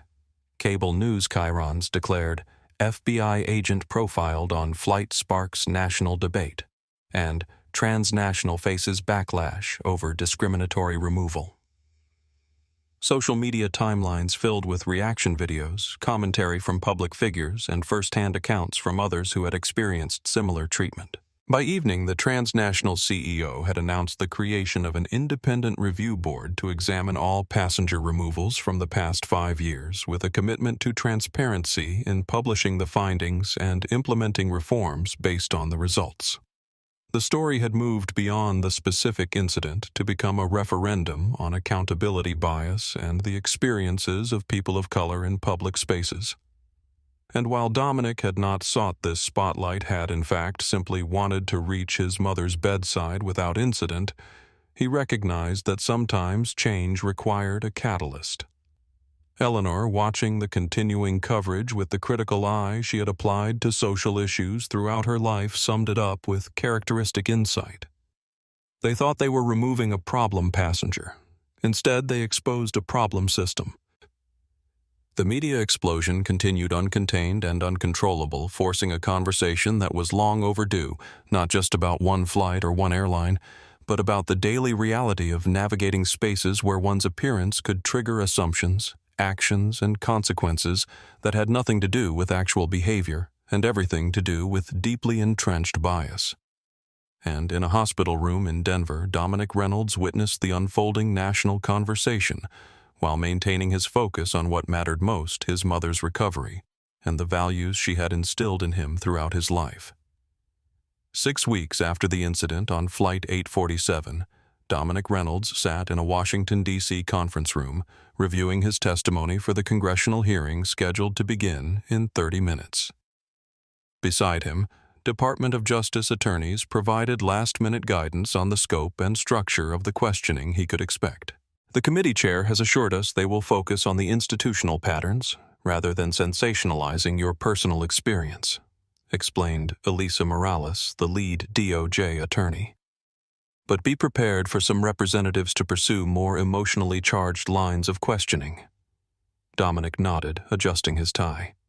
After weeks in casual clothes at his mother's bedside, the formal suit felt slightly constraining, though appropriate for the gravity of the proceedings. Remember, you are testifying not just as the subject of the incident, but as an FBI professional with expertise in behavioral assessment, Morales continued. Your ability to analyze the event from both perspectives is uniquely valuable to this investigation. The journey from hospital room to congressional hearing room had been unexpected but purposeful. Eleanor Reynolds, now recovered and back home in Baltimore, had encouraged her son to embrace the opportunity to create meaningful change. Your experience can be the doorway to reform, she had told him. Walk through it with your head high. Outside the Rayburn House office building, demonstrators gathered with signs supporting increased accountability in the airline industry. News crews positioned their cameras for the day's proceedings, which promised to be among the most widely watched congressional hearings of the year. Inside the hearing room, representatives from major airlines, the Federal Aviation Administration, the Department of Transportation, and civil rights organizations prepared to testify alongside Dominic. The incident on Flight 847 had expanded into a comprehensive examination of industry practices, revealing patterns that could no longer be dismissed as isolated incidents. At precisely 10:00 a.m., the committee chair called the hearing to order. Today, we examine troubling patterns of discriminatory treatment in commercial aviation brought to national attention through the experience of FBI Special Agent Dominic Reynolds. Cameras flashed as Dominic was called as the first witness. After being sworn in, he delivered his opening statement with the measured precision that characterized his professional approach. I appear before you today not primarily as an FBI agent, but as an American citizen who experienced firsthand how bias can override reason, how appearances can trump behavior, and how the structures designed to ensure safety can instead enable discrimination when not properly implemented and overseen. He proceeded to detail the events of Flight 847 chronologically, clinically, without emotional embellishment but with unwavering clarity. The committee members listened intently, several taking detailed notes. What is most important to understand, Dominic emphasized, is that my experience, while personally troubling, is far from unique. The only unusual aspect was the revelation of my professional identity, which forced acknowledgement of an error that might otherwise have been dismissed or minimized. Countless Americans face similar treatment without the protection of a badge or the support of a federal agency. The questioning began with the committee chair. Agent Reynolds, in your professional assessment, at what point did this incident transition from potential procedural issues to clear discriminatory treatment? Dominic considered the question carefully. The pattern was evident from the first interaction regarding my properly stowed backpack. The flight attendant bypassed multiple passengers with similar or more pronounced violations to specifically target me. This selective enforcement established a baseline of disparate treatment that escalated throughout the flight. A representative from Michigan followed up. You have mentioned that you chose not to immediately identify yourself as an FBI agent. Can you explain that decision? 2 reasons, Dominic replied. First years of training in maintaining cover during investigations has instilled caution about revealing my identity unnecessarily, but more importantly, I recognized that revealing my credentials would likely end the incident for me personally, but do nothing to address the underlying pattern that affects many others without such protection. The hearing continued for over 3 hours, with Dominic's testimony followed by presentations from the FAA regarding oversight mechanisms, airline executives addressing their internal policies, and civil rights experts contextualizing the patterns within broader societal structures. Victoria Hargrove, CEO of Transnational Airlines, offered a direct apology to Dominic before outlining the comprehensive reforms her company had implemented since the incident reforms that went far beyond the typical corporate response of additional training videos and revised policy documents. We have completely restructured our security assessment protocols, removing subjective criteria entirely, Hargrove explained. We have implemented mandatory external review of all passenger removals with demographic data tracked and published quarterly for transparency, and we have created an independent passenger advocacy office with authority to override crew decisions in potential cases of discriminatory enforcement. The most powerful testimony came from ordinary travelers who had experienced similar treatment but lacked Dominic's resources and platform. Their accounts established the pattern that transformed the incident from an unfortunate anomaly to a revealing window into persistent structural issues. As the hearing adjourned for the day with additional sessions scheduled to examine specific policy recommendations, Dominic met briefly with the DOJ attorneys to review the day's proceedings. Your testimony was extremely effective, Morales assured him. Factual, measured, but uncompromising on the key issues. What happens next? Dominic asked. The committee will draft recommendations for legislative action. Several airlines have already proactively implemented reforms to avoid potential regulation. The DOT has opened a formal investigation into industry-wide practices, and the civil cases are proceeding against the individuals directly involved. Those civil cases had taken shape in the weeks following the incident. Amanda Lawson faced not only termination from Transnational, but potential liability for filing false reports. Bradley Wilson's financial empire had begun to crumble as clients withdrew their investments following the publicity surrounding his role in the incident. Officers Mitchell and Ramirez had been terminated from airport security with criminal charges pending for excessive use of force. The consequences were not about vengeance, but accountability, a distinction Dominic had emphasized throughout the process. The goal was not to punish individuals, but to correct the structures that enabled and sometimes encouraged their actions. As Dominic left the Rayburn building, reporters called out questions, cameras capturing his composed exit. He had agreed to a single interview the following day, a thoughtful conversation rather than a sensationalized account to ensure the public understanding of the issues extended beyond the dramatic moments captured in the viral videos. That evening in his hotel room, Dominic called his mother to update her on the day's proceedings. You did good, Eleanor told him after he described the hearing. You kept the focus where it belongs, on the patterns, not just the people, on the structures, not just the symptoms. "I had a good teacher," Dominic replied. "You have always been a quick study," Eleanor acknowledged. "But this work is not finished. Legislative hearings are important, but change happens in daily practice in consistent accountability and shifting the underlying assumptions." "I know, Mom. This is just the beginning." And indeed, as Dominic prepared for the second day of testimony, he understood that the official proceedings, however comprehensive, were just one component of the broader transformation needed. The incident on Flight 847 had opened a door, but walking through it would require sustained effort from institutions, individuals, and the public demanding better. The badge had been revealed. The proceedings were underway, and the long work of reform had begun in earnest. 3 months after the congressional hearings, the airline industry was experiencing an unprecedented period of self-examination and external pressure. What had begun with one incident on one flight had catalyzed a transformation that few had predicted in its scope and intensity. In the boardroom of Transnational Airlines Atlanta headquarters, CEO Victoria Hargrove presided over the quarterly meeting of the newly established Passenger Equity and Safety Council. Unlike traditional corporate advisory boards composed primarily of executives, this council included civil rights attorneys, behavioral scientists, passenger advocates, and most significantly, individuals who had experienced discriminatory treatment on commercial flights. "The implementation of the Reynolds Protocol has been completed across all domestic routes," reported the Chief Compliance Officer. "International route integration will be finished by the end of the month."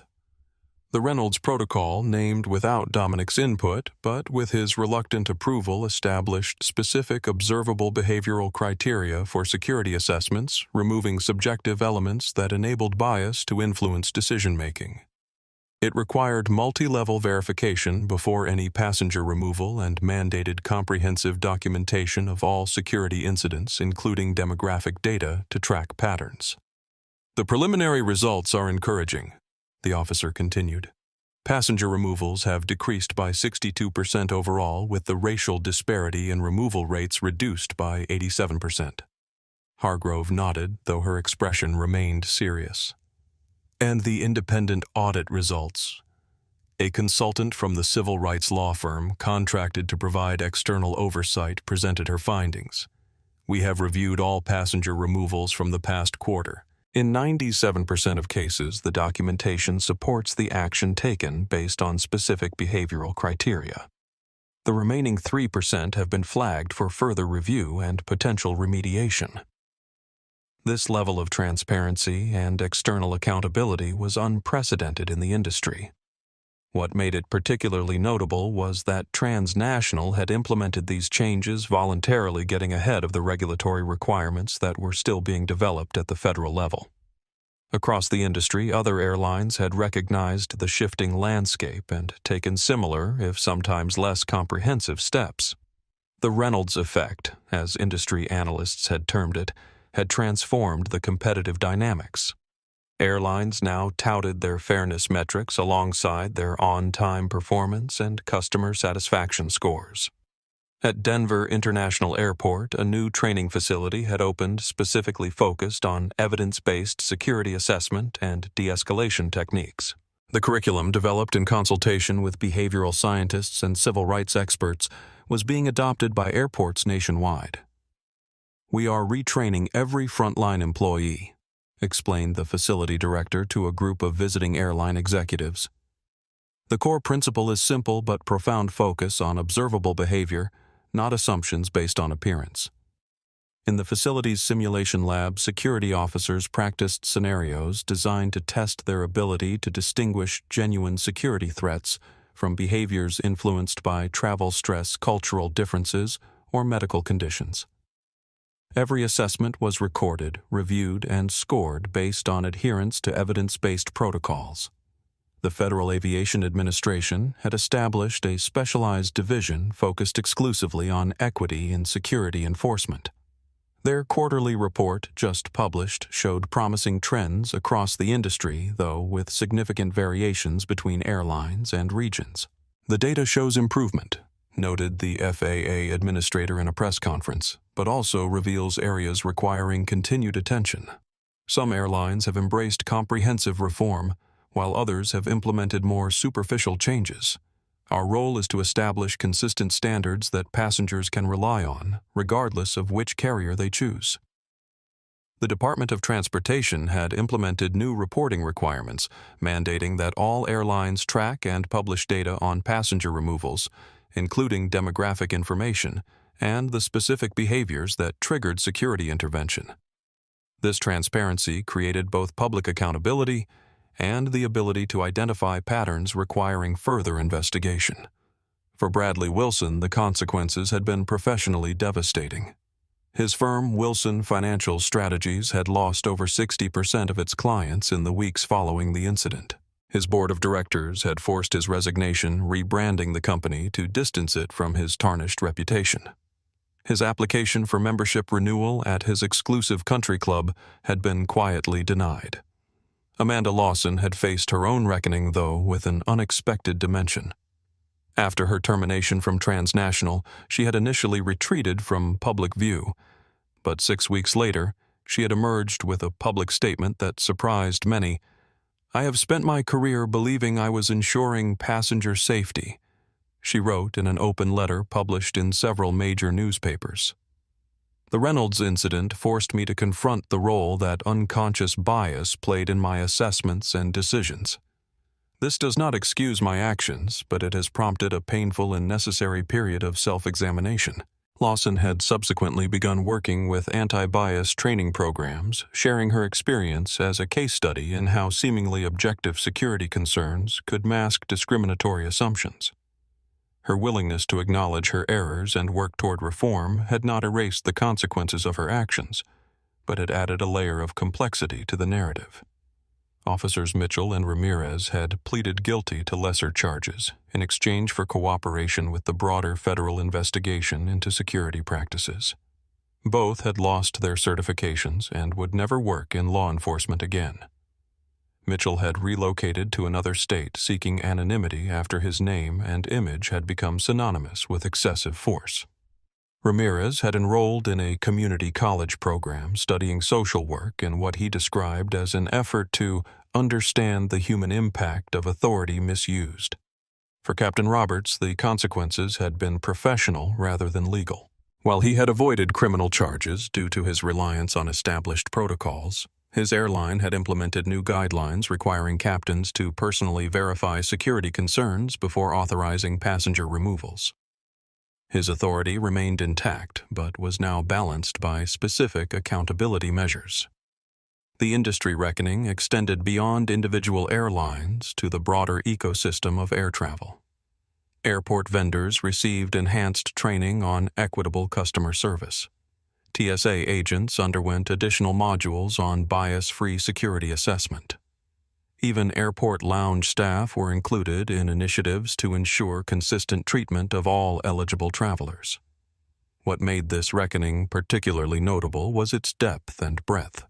Unlike previous cycles of public outrage followed by minimal change, the Reynolds incident had triggered sustained attention and concrete reforms. The combination of irrefutable video evidence, the revelation of Dominic's FBI credentials, and the broader societal context had created conditions for meaningful transformation.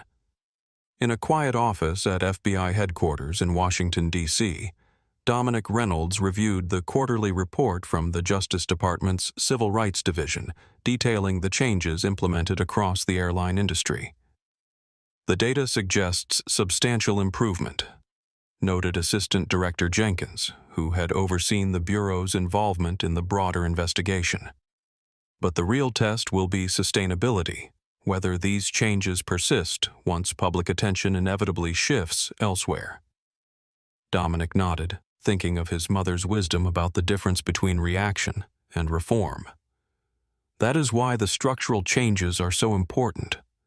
Individual training programs come and go, but rebuilding the assessment frameworks and creating ongoing accountability mechanisms, that is where lasting change happens. Your perspective has been invaluable throughout this process, Jenkins acknowledged. Few agents could have navigated both the personal experience and the professional analysis with such clarity. Dominic's phone buzzed with a text from Janelle. Mom, watching the DOT press conference, says to tell you it is a good start. He smiled slightly. Eleanor Reynolds was not easily impressed. Her standard for meaningful change was high as it should be. The industry reckoning continued imperfect but substantive, driven by a combination of public demand, regulatory oversight, legal liability, and corporate recognition that equity was now a competitive necessity in the marketplace. What had begun with bias and a badge had evolved into a case study in how incidents could become inflection points for institutional change when the right conditions converged. And for Dominic Reynolds, watching the transformation unfold while continuing his FBI duties, the experience reinforced what his mother had taught him throughout his life, that systems could change when enough people insisted that they must. 1 year after the incident on Flight 847, Dominic Reynolds stood in his mother's kitchen in Baltimore, chopping vegetables for Sunday dinner. Eleanor, fully recovered from her heart condition, supervised with occasional gentle corrections to his technique. "You still rush the onions," she noted, demonstrating the proper dicing method. "Patience yields better results." Dominic smiled, adjusting his approach. "Some lessons take longer to learn than others." The past year had brought numerous changes, both professional and personal. After the conclusion of the congressional hearings and the implementation of the initial industry reforms, Dominic had returned to his FBI duties, including successful testimony in the Sovereign Patriot Alliance case that had led to multiple convictions for domestic terrorism plotting. His role at the Bureau had evolved to include occasional consulting on bias-free security assessment protocols, sharing his expertise with other law enforcement agencies, seeking to improve their training and procedures. It was not a formal reassignment, but a natural extension of his experience and the insights it had generated. "Sarah Goldstein called yesterday," Eleanor mentioned as she checked the roasting chicken. "She has been invited to speak at that airline training facility in Denver. She wanted to know if you would consider joining for a panel discussion." Sarah had remained in contact throughout the past year, her academic perspective on bias in security assessments proving valuable in developing the reformed protocols. Her recordings from the flight had been critical evidence in both the legal proceedings and the policy reforms that followed. "I told her I would think about it," Dominic replied.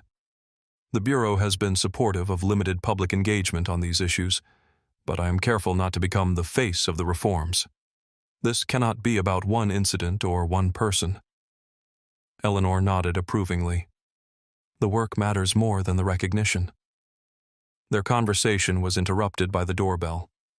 Janelle arrived with her husband and their 2 children, who immediately enveloped their grandmother in enthusiastic hugs. Sunday dinner at Eleanor's had been a family tradition for years, interrupted only by work obligations or, most recently, her health challenges. As the family settled around the dining room table, the conversation flowed naturally between everyday matters and reflections on the past year's events. Dominic's nephew Miles, a perceptive 10-year-old, had questions about the changes in airline security that he had heard discussed. "Uncle Dom, did they really name those new rules after you?" he asked. Dominic smiled slightly. "They did, though I did not ask them to. What matters is that the rules help make things fairer for everyone." "Does that mean people will not get kicked off planes for no reason anymore?" The directness of children often cut to the heart of complex issues. "The goal is to make sure decisions are based on what people actually do, not what they look like or what others assume about them," Dominic explained. "It is not perfect yet, but it is better than it was." Eleanor watched this exchange with quiet pride. Her son had transformed a personal injustice into a catalyst for broader change, just as she had taught her children throughout their lives. After dinner, while the others cleaned up, Dominic stepped onto the back porch for a moment of quiet reflection. His phone buzzed with a message from Agent Rivera, who had led the initial FBI response to the incident. "Thought you would want to know the Reynolds Protocol is being adapted for implementation across all federal law enforcement agencies. DOJ announcement coming this week." This expansion beyond the airline industry represented a significant evolution of the reforms potentially affecting millions of interactions between authorities and the public. The implications were substantial not just for security assessments, but for the fundamental relationship between those who wielded power and those subject to it. Eleanor joined him on the porch, intuiting his contemplative mood. "Good news?" she asked, noticing the phone in his hand. He shared Rivera's message. Eleanor considered it with characteristic thoughtfulness. "You know what matters most about this," she said finally. "It is not that they named it after you. It is that your experience helped create something that will protect people who do not have your advantages. People without badges, without institutional support, without the platforms to make their stories heard." Dominic nodded, his mother's wisdom as clarifying as ever. "That is what I have tried to focus on throughout this process. It was never about personal vindication. Though I imagine that moment when you showed your FBI credentials had a certain satisfaction to it," Eleanor added with a knowing smile. Dominic laughed softly. "I will not deny that." The setting sun cast long shadows across the small, well-tended garden where Eleanor had taught her children to grow both vegetables and values. The metaphor was not lost on Dominic, the careful cultivation required for both plants and principles to flourish. "I have been thinking about taking some personal leave," he mentioned. "The Sovereign Patriot case is closed and my current assignment is wrapping up. I have not had a real break in years." "That sounds wise," Eleanor agreed. "Where would you go?" "I was thinking about that flight to Denver," Dominic replied. "The one I never completed." Eleanor understood immediately. A form of reclamation, finishing what was interrupted. Exactly. Not out of fear or trauma, but as a deliberate choice. On my terms this time. Inside, the sounds of family conversation and laughter created the backdrop for this moment of personal resolution. Dominic had processed the incident professionally throughout the investigations hearings and reform implementations. But this quieter, more personal integration was equally important, acknowledging the experience without being defined by it, learning from it without being limited by it. "I think that is a fine idea," Eleanor said, patting his hand gently. "Just remember to call when you land." A month later, Dominic boarded a commercial flight to Denver, not for a family emergency this time, but for the personal journey he had described to his mother. He wore similar casual clothing to what he had worn that day on Flight 847, a deliberate choice rather than a coincidental one. The flight experience was noticeably different. The security assessment at the gate was professional and behavior-focused. The flight attendants maintained consistent standards for all passengers. When he used the lavatory, no one questioned his movement through the cabin. These were small things, perhaps unremarkable to many travelers. But to Dominic, they represented the tangible results of the changes implemented over the past year. Changes sparked by his experience, but expanded through the collective efforts of many individuals and institutions committed to more equitable practices. As the plane began its descent into Denver International Airport, Dominic reflected on the journey, not just the physical travel from Baltimore to Denver, but the more complex path from injustice to reform, from individual experience to institutional change. His phone buzzed with a text from Eleanor. "Safe landing." He smiled, typing his reply, "Safe landing," on all fronts. The personal resolution had come not through forgetting or minimizing what had happened, but through transforming it into something constructive, something that would benefit countless others facing similar situations without his advantages or platform.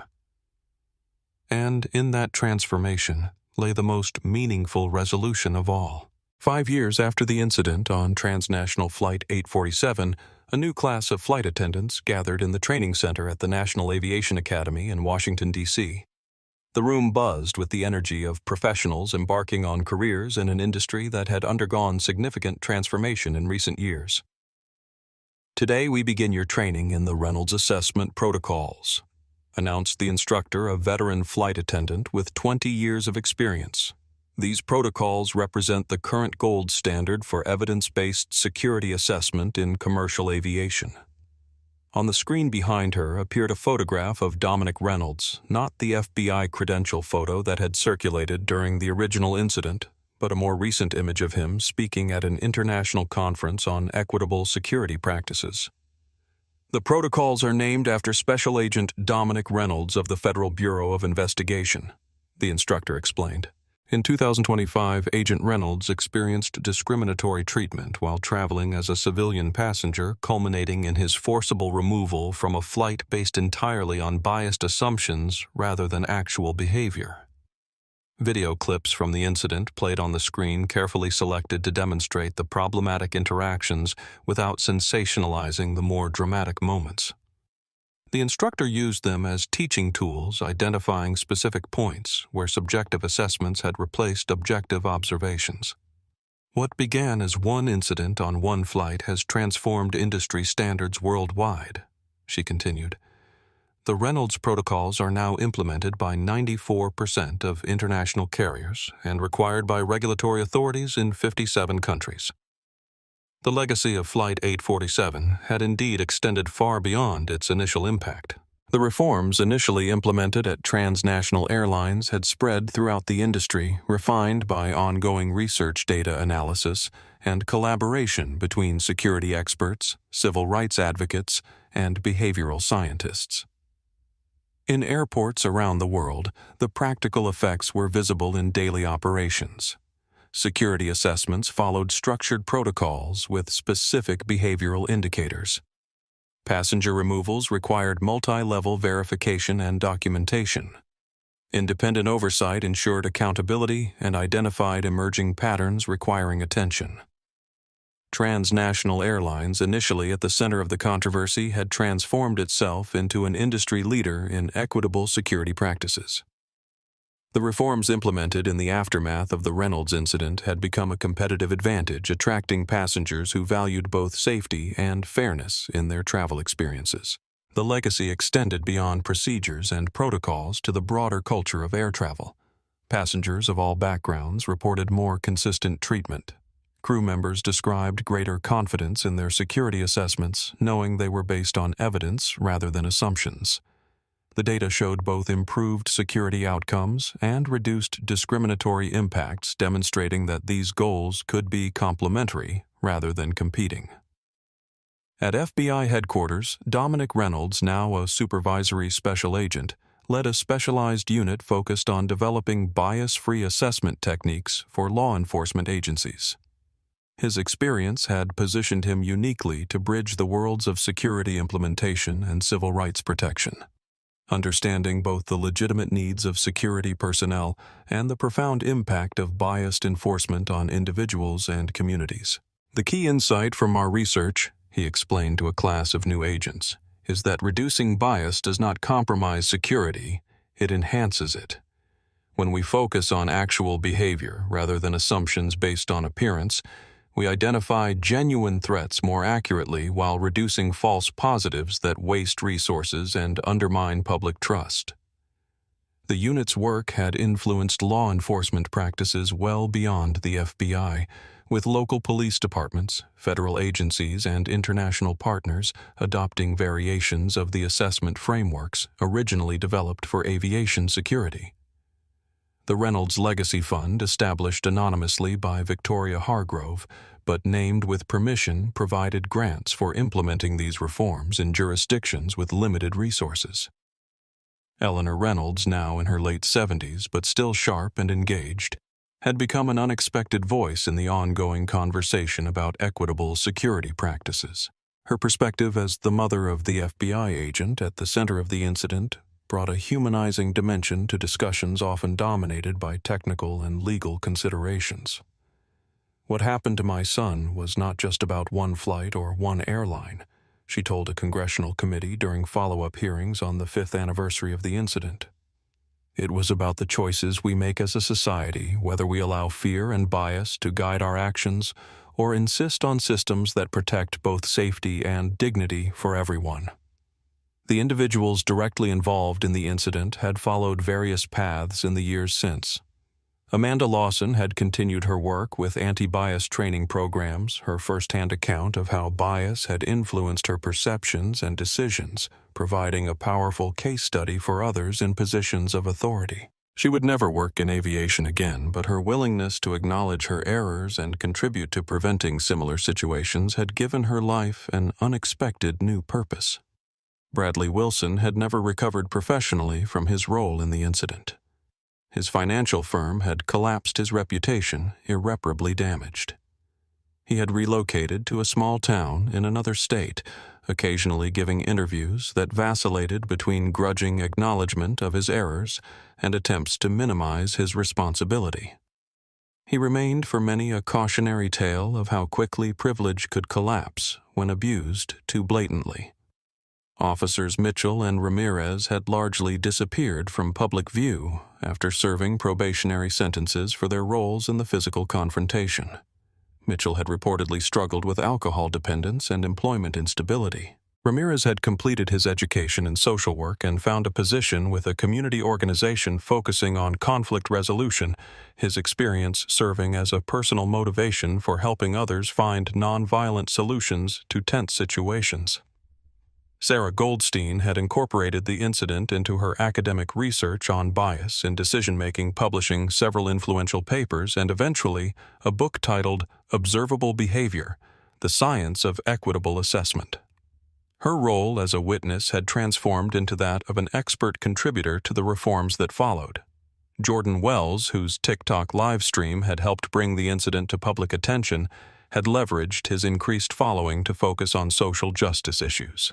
His advocacy had matured from viral content creation to substantive documentation of both ongoing problems and successful reforms. The legacy of Flight 847 was multifaceted technical protocols and training programs, cultural shifts and accountability mechanisms, individual reckonings, and institutional transformations. What had begun as a moment of injustice had evolved into a catalyst for change that affected millions of travelers and increasingly citizens interacting with various forms of authority in their daily lives. At Denver International Airport, a small plaque in the main terminal marked the location where the FBI had met transnational Flight 847 5 years earlier. The inscription was simple. From this site emerged the Reynolds Protocols transforming how we balance security and equity in public spaces. A reminder that justice requires both vigilance and vision. Dominic had not requested the memorial and had been somewhat embarrassed when informed of its installation, but he understood its purpose not to celebrate him personally, but to mark a moment when the revelation of a badge had created an opportunity for meaningful change. As new flight attendants learned the protocols that bore his name as security officers applied bias-free assessment techniques, as passengers of all backgrounds experienced more consistent treatment. The legacy continued to evolve. It was not perfect, no human system could be, but it represented substantial progress toward the balance of safety and dignity that had seemed so elusive on that day 5 years earlier. And for Dominic Reynolds, continuing his FBI work while occasionally consulting on the ongoing refinement of the protocols, the most meaningful legacy was not the procedures or even the improved experiences of countless travelers. It was the fulfillment of his mother's wisdom shared during those days in the hospital when the incident was still fresh. Use your anger not to burn, but to illuminate. And the badge had been revealed. The light had spread, and the path forward remained illuminated by that moment of revelation, guiding the ongoing journey toward more just and equitable practices in aviation and beyond. In the quiet moments after the incident on Flight 847, few could have predicted how far-reaching its impact would become. What appeared to be a routine passenger removal, one of hundreds that occur across the airline industry each year, transformed into a watershed moment that reshaped policies, practices, and perspectives. The revelation of Dominic Reynolds' FBI badge did more than just change the outcome for one passenger. It created a mirror that forced individuals, institutions, and an entire industry to confront the reality of bias in action. The consequences were not just about accountability for those directly involved, but about fundamentally reconsidering how authority is exercised and assessed in public spaces. Dominic himself never sought to be the face of a movement or the namesake of a protocol. He had simply wanted to reach his mother's hospital bedside without being judged by his appearance, rather than his actions. Yet in maintaining his dignity throughout the ordeal, in refusing to accept discriminatory treatment, even when he had the power to end it immediately, he demonstrated the quiet strength that often precedes meaningful change.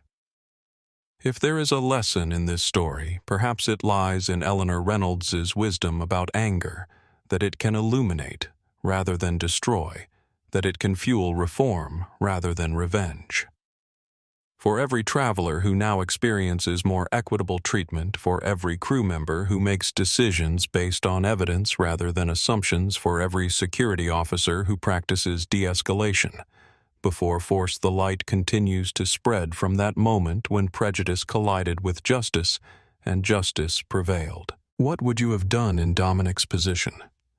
Would you have revealed your FBI credentials immediately, or would you have documented the pattern of discrimination as he did? Have you ever witnessed or experienced biased treatment in public spaces? And how did you respond? This story shows us that one person's experience can trigger widespread change when backed by evidence, courage, and institutional support. If you found this account powerful or thought-provoking, please hit the like button and subscribe to our channel for more stories that explore the complex intersection of justice, identity, and social change. Share your thoughts in the comments below, and help spread awareness by sharing this video with others who might benefit from understanding how bias operates and how it can be effectively challenged. Together, we can work toward a world where people are judged by their actions, not their appearance.